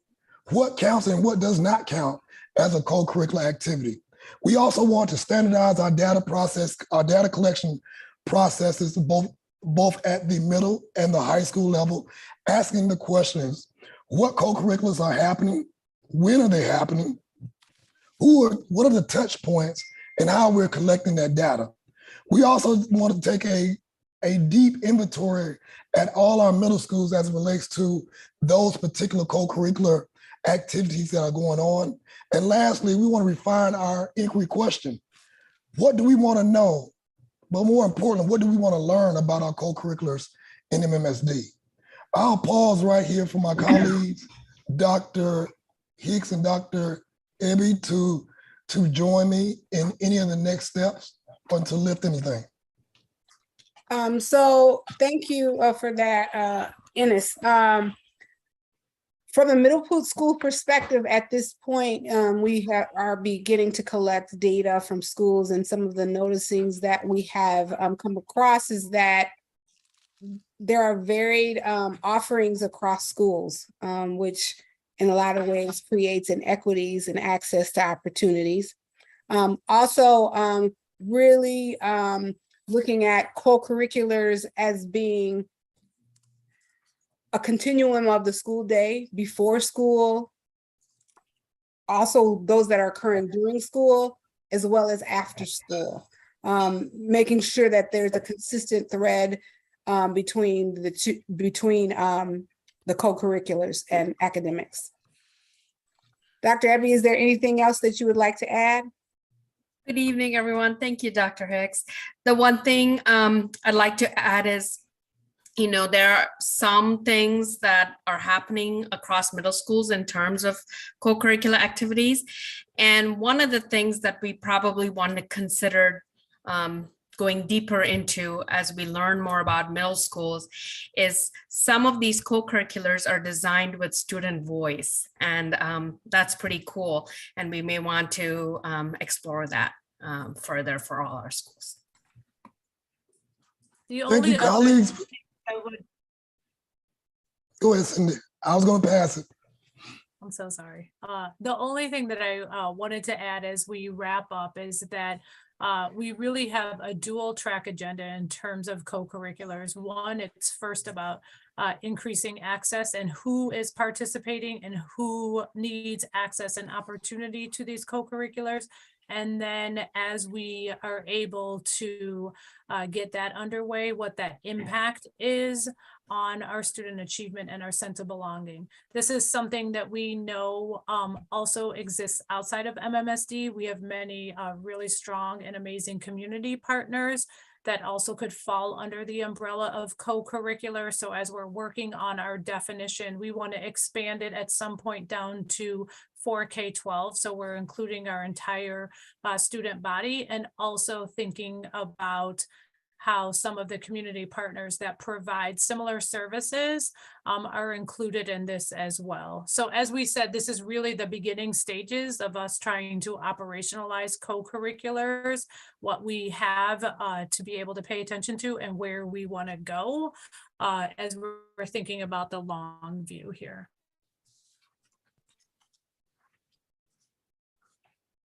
Could you go to the next slide, please, Jesse? The next part, and then we will stop after this part for a discussion on both co-curriculars as well as our Summer Arts Academy.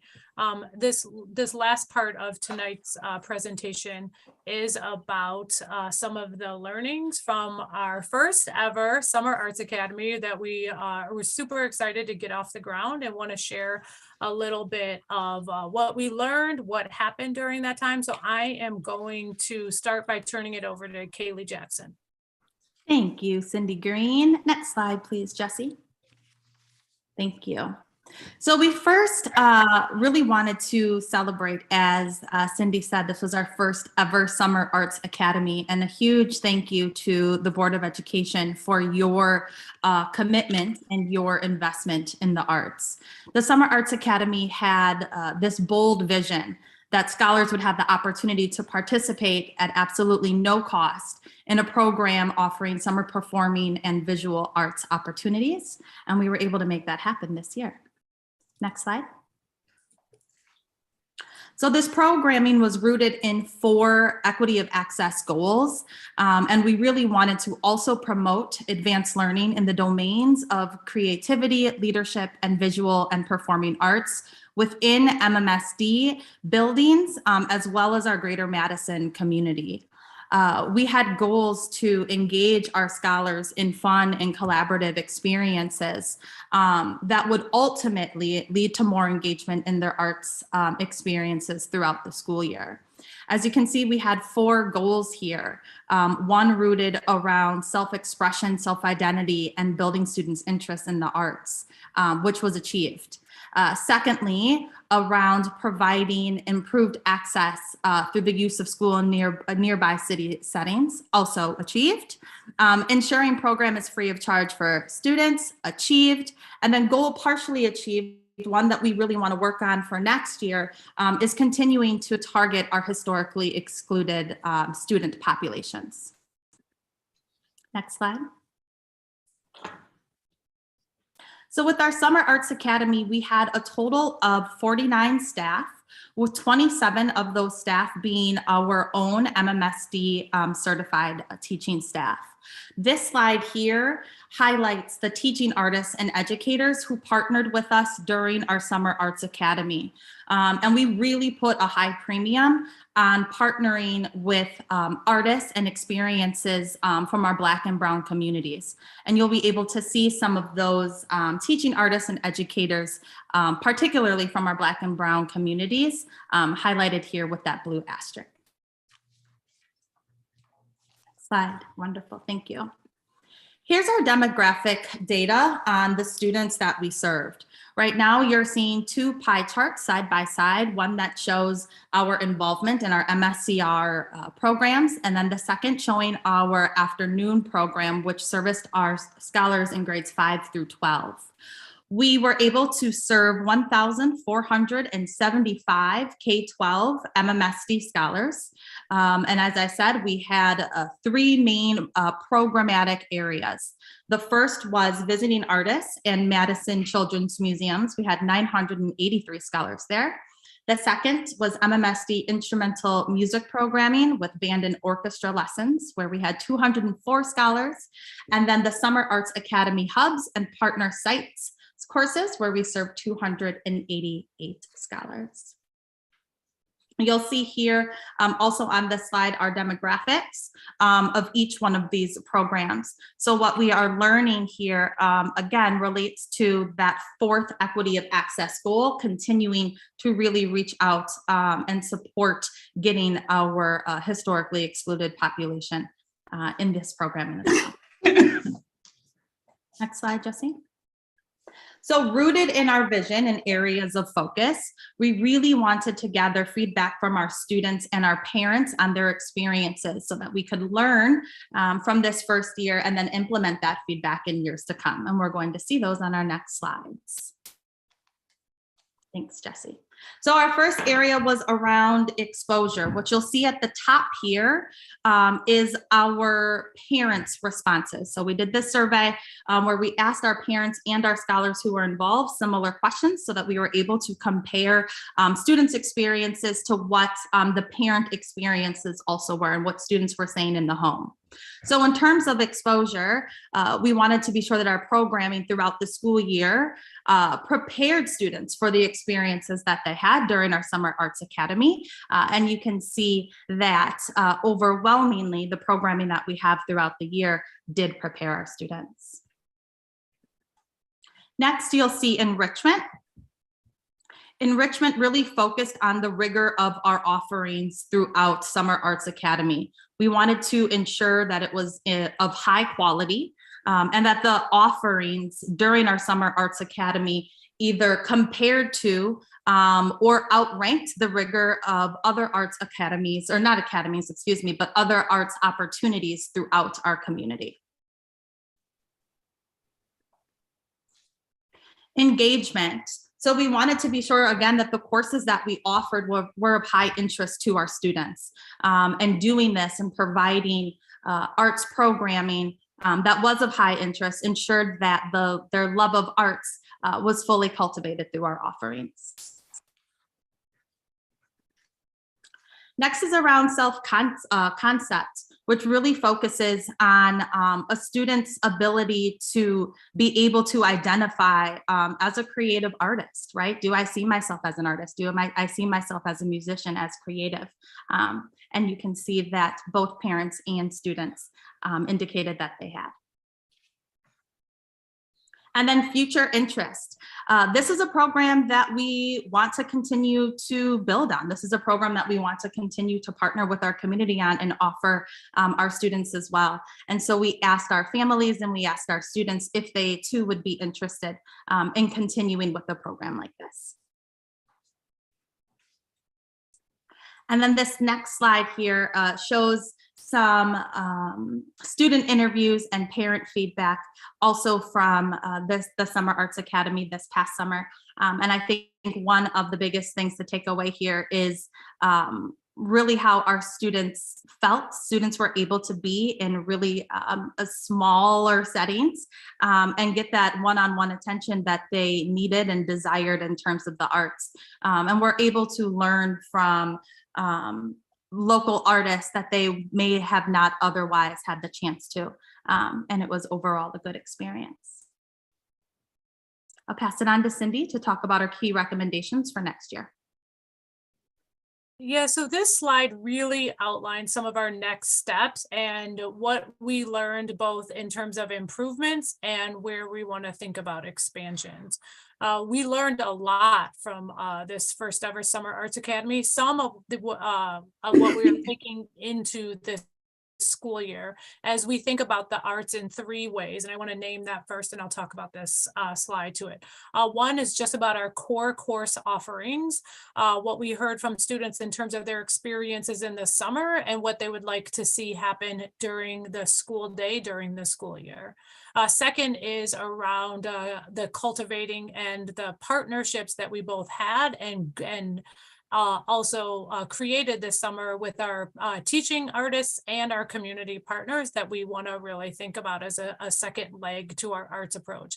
And then the third is similar to the conversation we were just having around co-curriculars. Where do we need to think about expansion of co-curriculars? Things like jazz ensembles, theater, drama club, etc., in terms of how students are able to extend their learning from the school day into some of these co-curriculars. So those are kind of the 3 ways we're thinking about improvements in the arts in MMSD. And what we really learned about the Summer Arts Academy is the importance, as we all know, of communication and engagement. We were working on this plan as we were still in staffing modes related to COVID and some other things in the spring. And so what we know is that we need to communicate more often, earlier and ongoing in order to ensure that every family knows about these amazing opportunities, and also think differently about how we communicate so that we are reaching every family and every student. That is definitely something that an area for improvement. We also know that we want to continue to work on prioritizing funding for the Summer Arts Academy, both through some of the money we have left from ESSER, but really want to think about what this might look like long-term in terms of an opportunity that just exists in MMSD. We definitely want to think about how we establish more leadership roles to support the overall infrastructure and management of the Summer Arts Academy. It's a lot of undertaking, and so we learned a lot this year in terms of what it takes to pull this off. We also know those teaching artists, as I mentioned before, are critical to the success of this Summer Arts Academy, and how can we begin to think about who we did not partner with this summer and who we want to start really engaging in conversations now to secure those artists for this upcoming summer. We also want to think about expansions. What did we learn in terms of where we want to grow, who we hit, how we were able to have families access certain points of the city, and where we really want to be thinking about this more globally. And definitely continuing our collaboration with MSCR. MSCR was a huge part of how we were able to pull off the K-5 or the K-4 rising 5th graders, the programming and what students were able to have access to. We also want to think about other connections throughout the school year as well to continue to grow this. And last, I've mentioned this, but we really want to continue to cultivate those relationships that we started this summer, as well as ones that we continued with our community partners, with our teaching artists, and really think about what that looks like during the school year. We've been having conversations already with a few of our community partners in the areas of arts and music, and how they can continue programming now during the school year and not have to wait until summer for this again. Could you go to the next slide, please, Jesse? So Board Member Castro, I am going to turn it back to you so we can have a discussion both around the Summer Arts Academy as well as co-curriculars. Thank you so much for the work and presentation. Yeah, I'm really happy to see some of the results from the Summer Arts Academy. Having said that, are there any board members who have any questions or comments?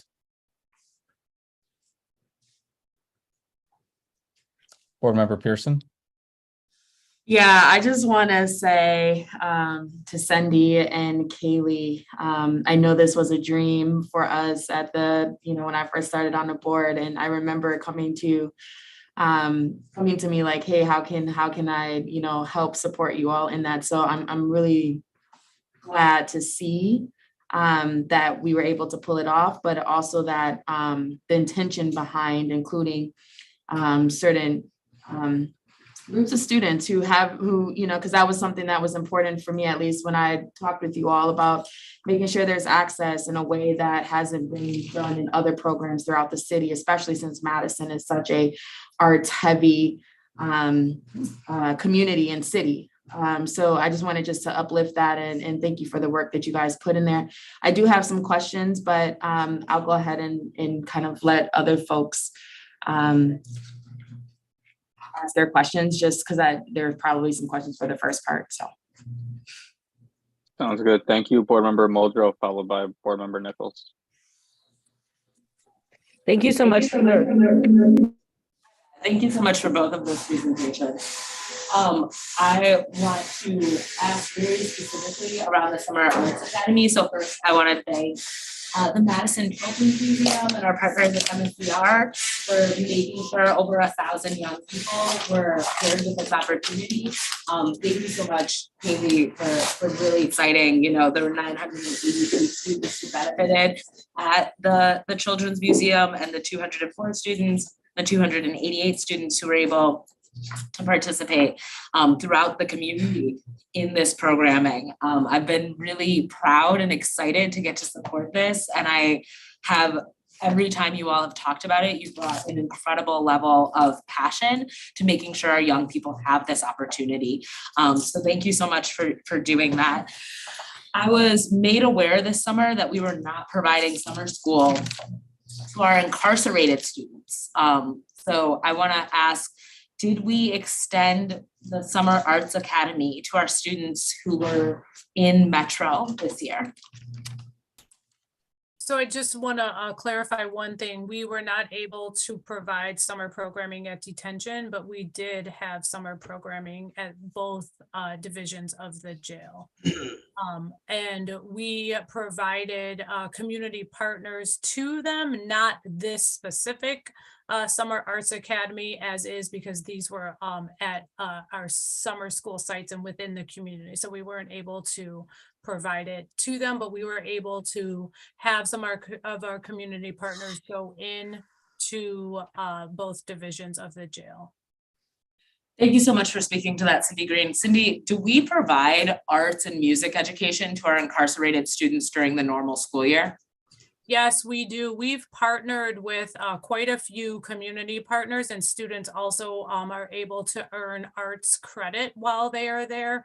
We have a list of community partners that we can share with you that we have partnered with thus far. I think there's always opportunity to grow that list of community partners, working through some of the kind of parameters that we have to.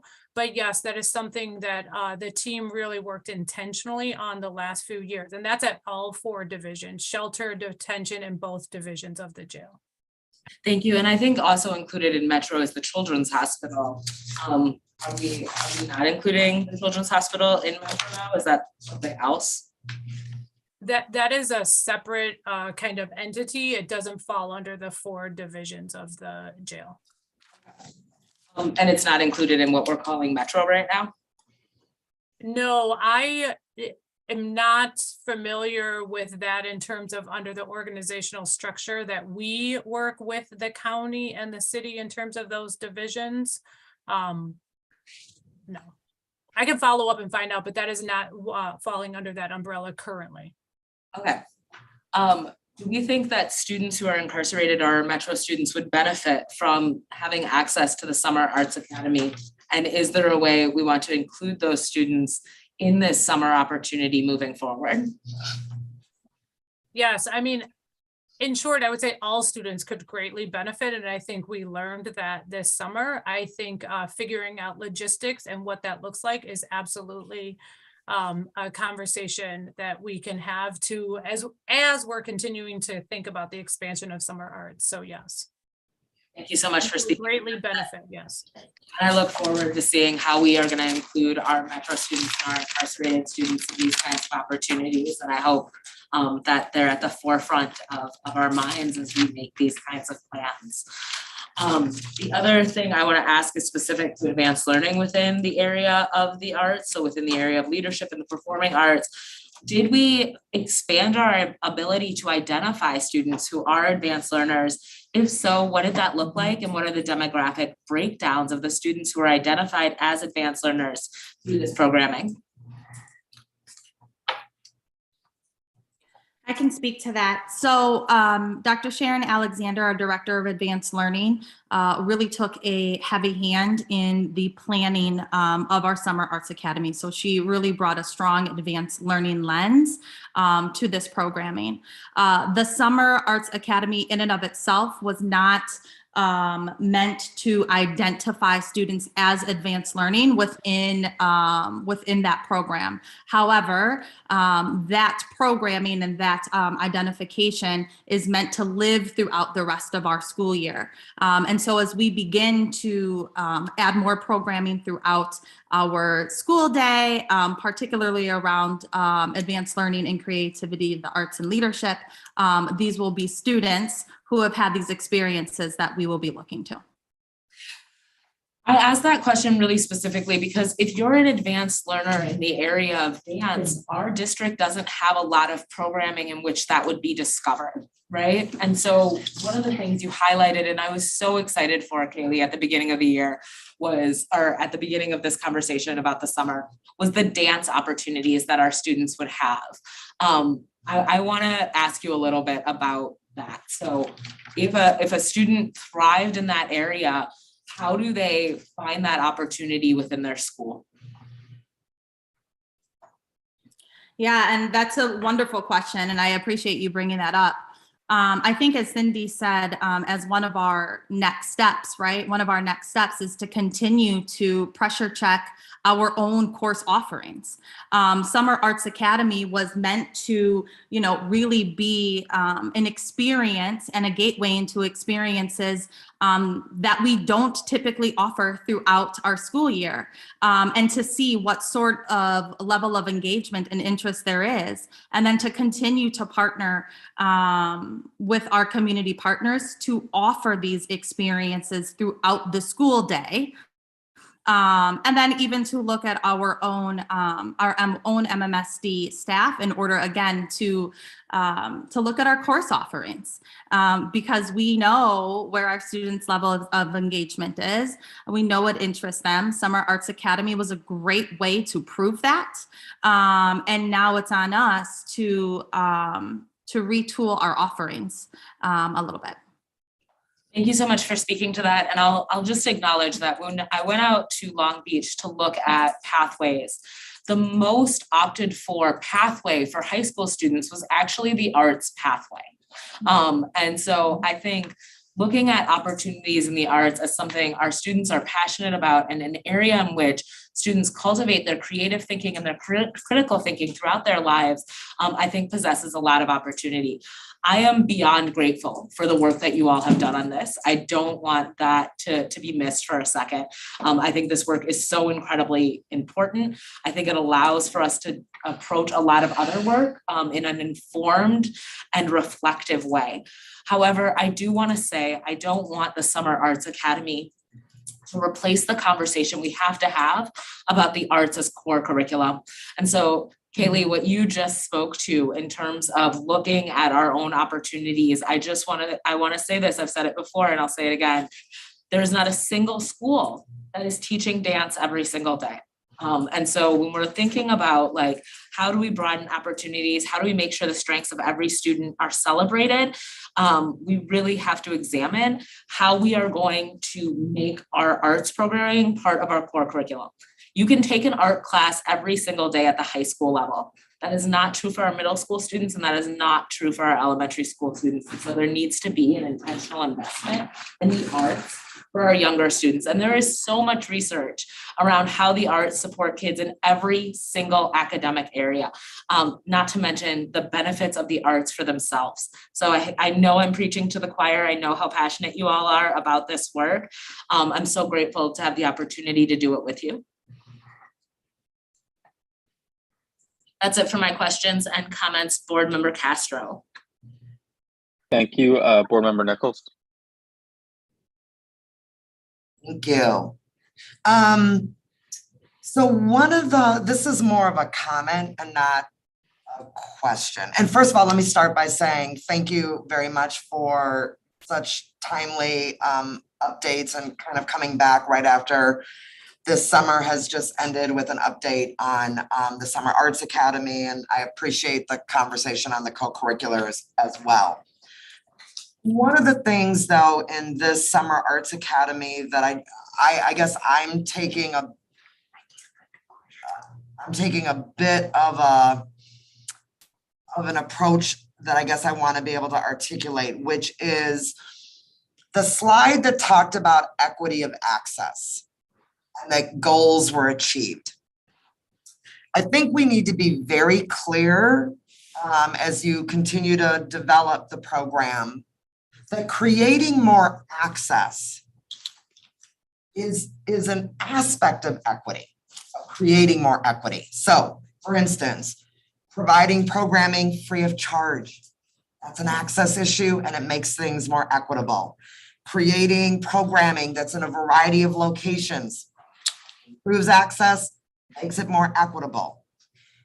And yet those are the design qualities of a good program.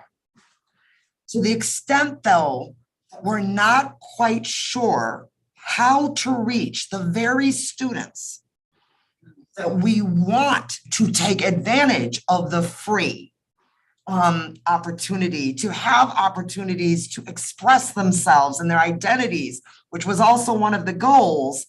I don't think the goals have yet been met. And so for me, I would like to see some distinction when we're talking about how we're measuring our impact and our success, as we have a set of things that we're going to do to improve access, which make it more equitable. Check, check, check. We've designed these into our program offerings. And we now know better which students we think are furthest from opportunity or are oftentimes left out of these invitations. And we have thought carefully about how we're going to do more inclusive invitations, enrollment with parents, whatever the case may be, so that at the end of the program offering, we can actually say, wow, like we not only designed a more equitable and inclusive program, but we had the impact we were hoping to have.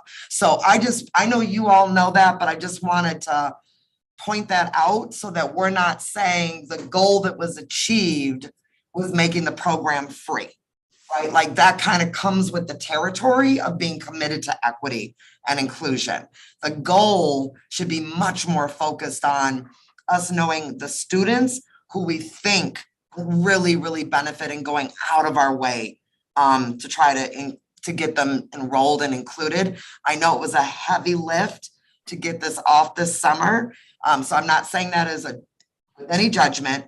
And I want to thank you for at least laying the groundwork for the work to continue. So I just needed to make that comment around talking about equity and access. And then the other thing one question that I had is when we approved the preliminary budget, we had designated 1.3 million of ESSER funds for the Summer Arts Academy. Sounds like there may be some funds left over, as I heard Cindy Green kind of talk about some of the money that's left over. Just curious, how much more do you have to work with right now as kind of continuing throughout this school year and launching us into next summer's designing, planning? Yeah. Thank you. Thank you for the first comment. I really appreciate it. And I think it's important that you named both, right? It's not fully achieved unless the students that we are trying to ensure take advantage of these opportunities are actually doing that. So I appreciate that. And that's part of our next steps. That's our work. We learned that we got to do better there. Budget wise, we spent approximately a third of the 1.3 that was approved by the board to allocate to Summer Arts Academy. So we have an opportunity to, in our opinion, think about how to do the 2.0 version with the remaining ESSER dollars. I think that's part of a further conversation, but that is about where we're at. And Cindy, just as a quick follow-up, were you all or have you all considered bringing in your artists, particularly your artists of color, to also maybe do a focus group and to have some engagement with them about what they think might improve kind of outreach and enrollment of students, and whether or not you can lock them in, so to speak, as kind of a longer term partner in our arts commitment? Yeah, I think that is great. I'll turn this over to Kaylee in 1 second. We have had conversations with many of the partners that engaged with us this summer, not specifically to have a focus group, but as I mentioned, we're already wanting them to provide some programming during the school year for our schools. But I will turn it over to Kaylee as she has been in more conversations with our partners. Yes, and Board Member Nichols, let me just thank you and appreciate you for that framing around the goals and the reality around equity. And so please know that that will be at the absolute forefront in our minds. That was the next step and a lesson learned. Please know that that will be at the forefront of our minds in designing this program for this coming summer. So yes, to answer your second question, we have had conversations with a number of our community partners, some who did engage in Summer Arts Academy and some who wanted to but couldn't simply because of timing and or staffing. And so we actually have a couple of our schools who are right now exploring opportunities with those partners to come in and provide some offerings during the day, right? Again, focusing on offerings that come up particularly from our Black and Brown people and our Black and Brown experiences and cultures. I think it's an absolute brilliant idea also to engage these community partners also in that conversation around outreach. We've begun with some people, but it hasn't been, I think there's room for us to make it a more cohesive strategy. So I appreciate you putting that in the space. Thank you. That's all my comments.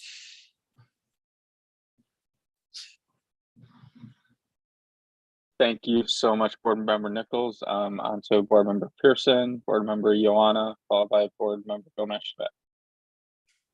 Yeah, thank you.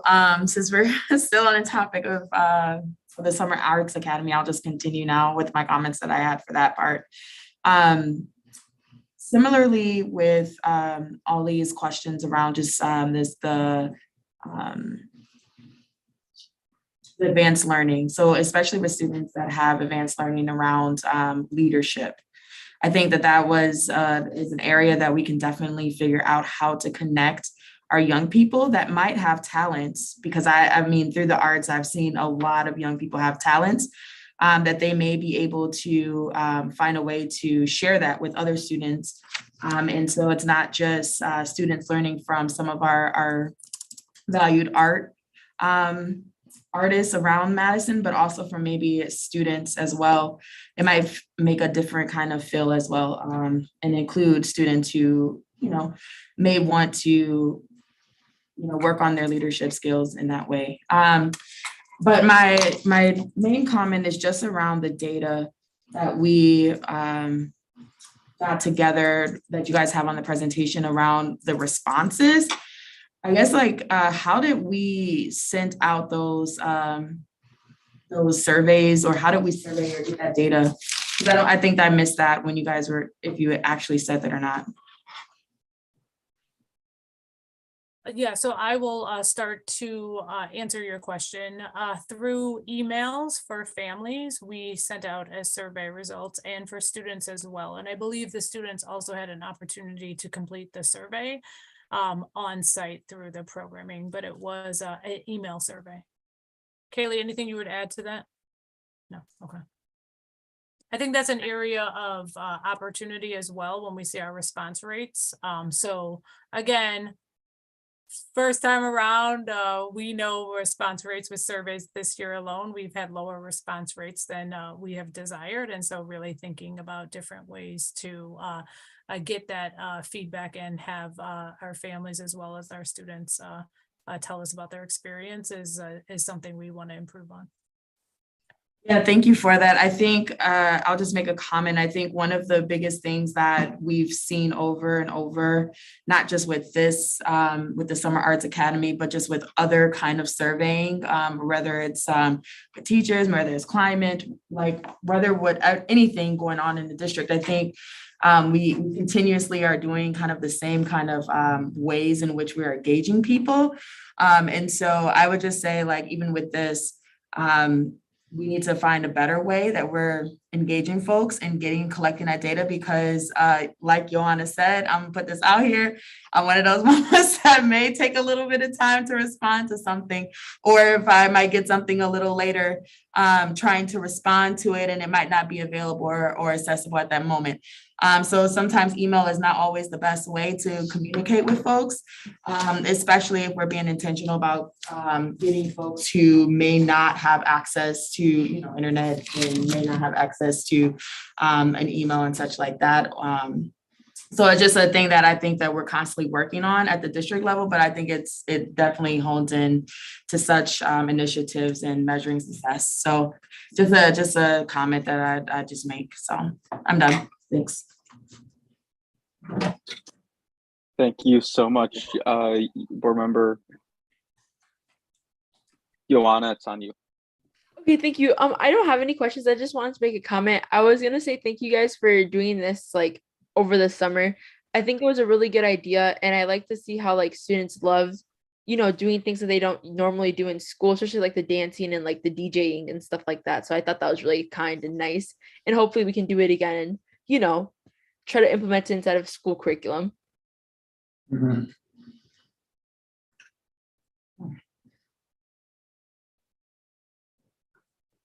Thank you so much, board member Gomes-Schmidt. Yeah, thank you. Thank you for both presentations on the co-curriculars and the Summer Arts Academy. The question on the funding going forward has already been answered. So we are going to have funding for next summer, it sounds like, and we can set aside what we already have. Is that accurate? That is definitely accurate in terms of utilizing what we already allocated. I think the question will be, do we need more? But I think that we definitely have that as a starting point, yes. Okay, great, thank you. Another question that I have is, and this goes for both the co-curricular and the Summer Arts Academy. I just have a question. If we can, when we're reporting percentages of students, if we can get the numbers that go along with that, in addition to just the percentages. So it's on slide 24, slide 25, and slide 31. So just so we understand what the numbers and the percentages are, would be great. I also have a question on the co-curriculars. At the bottom of the slide for things going forward, one of the things was identifying board policies that have implications for this work, for the co-curriculars. And I'm wondering, are there any policies that have already been identified that we need to have on our radar, or are you still looking at those? No, I think there's a few, and we wanted to keep it general because we want to make sure this concept of co-curriculars is a continued conversation. But we have an athletic policy, and we also have a policy related to our CTSOs, which is our career and technical student organizations.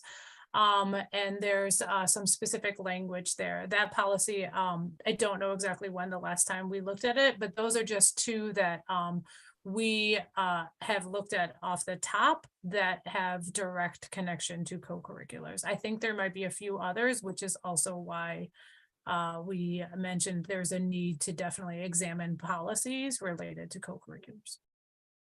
That sounds great. So if we want to have another conversation, if you just want to get those on our radar and we can somehow put those on the list for the work that we're looking at this year, obviously in cadence with the work that you are all doing as you start this. Then the last question that I have is about our plan for leadership in this area. I know this is just an initial conversation, but one of the things going forward is figuring out who is going to lead this work, knowing that it's important. And Cindy, I appreciated that you sort of laid out these three things about increasing access and opportunity, understanding what the impact is on student achievement and engagement, and how our community partners fit in with this work that we're doing in the different co-curriculars. So I guess one of my questions is that right now we have Jeremy Schlitz, who oversees athletics. We have Peter Kuzma, who oversees the arts. I am curious, who oversees the other parts of our co-curriculars that might not fall under those two categories? And then my other question is that there was a budget amendment submitted this year to increase and do a designated athletic director, knowing the size of our district. And I'm curious where we're at with that, with the work going forward. I can answer who oversees some of the other areas of co-curriculars that we named, and then I will probably pass this to Dr. Jenkins and Ennis Harvey. Mitch Starosik and Mary Jankovic oversee the CTSOs. MSCR is a huge part of co-curriculars, which is Janet Dyer also. And then our MSCs and other individuals that run some of the clubs that are identified as co-curriculars are a few of the other people. There is a whole suite of co-curriculars that happen probably more at high school than at middle school. And so individual teachers run some of those co-curriculars also. So there is a large umbrella. In terms of from the system perspective, it's definitely something that will live both in teaching and learning and with the associate superintendents of schools, both at middle school and high school. But I will turn it over to Dr. Jenkins or Mr. Harvey to see if they want to add to that, and also to potentially answer the question you had about the district staff person. Yeah, and I'll speak to the one at the district level. That was just one of those positions as we were looking to do the budget amendment, but at the same time trying to be really responsible. And I will tell you outright, our district size, we need a district level athletic director, but that also comes at the expense of having to make some other decisions about what we need to do to pour into things that are closest to the classroom. So I pulled back on that for now. And then let's not forget our conversation still that we're having about how we want to still be very responsible moving forward. But when we get ourselves in a position to actually be able to place some emphasis on that, this would be huge in terms of as we're looking at increasing co-curriculars, in particular as I have talked to the team, and the co-curricular at the middle schools is going to be huge. So it's a conversation we're going to have to come back to. And I think right now, as a team, as they're moving, they're trying to be very responsible in doing that. At the same time, looking at all of our resources, where we have and where we have to place emphasis. Again, I'm going to say it's one of those things between being forced to do what's right and what's right. And I'm back to the 0 and 0 on budget. Okay? Joint finance committee. Yeah.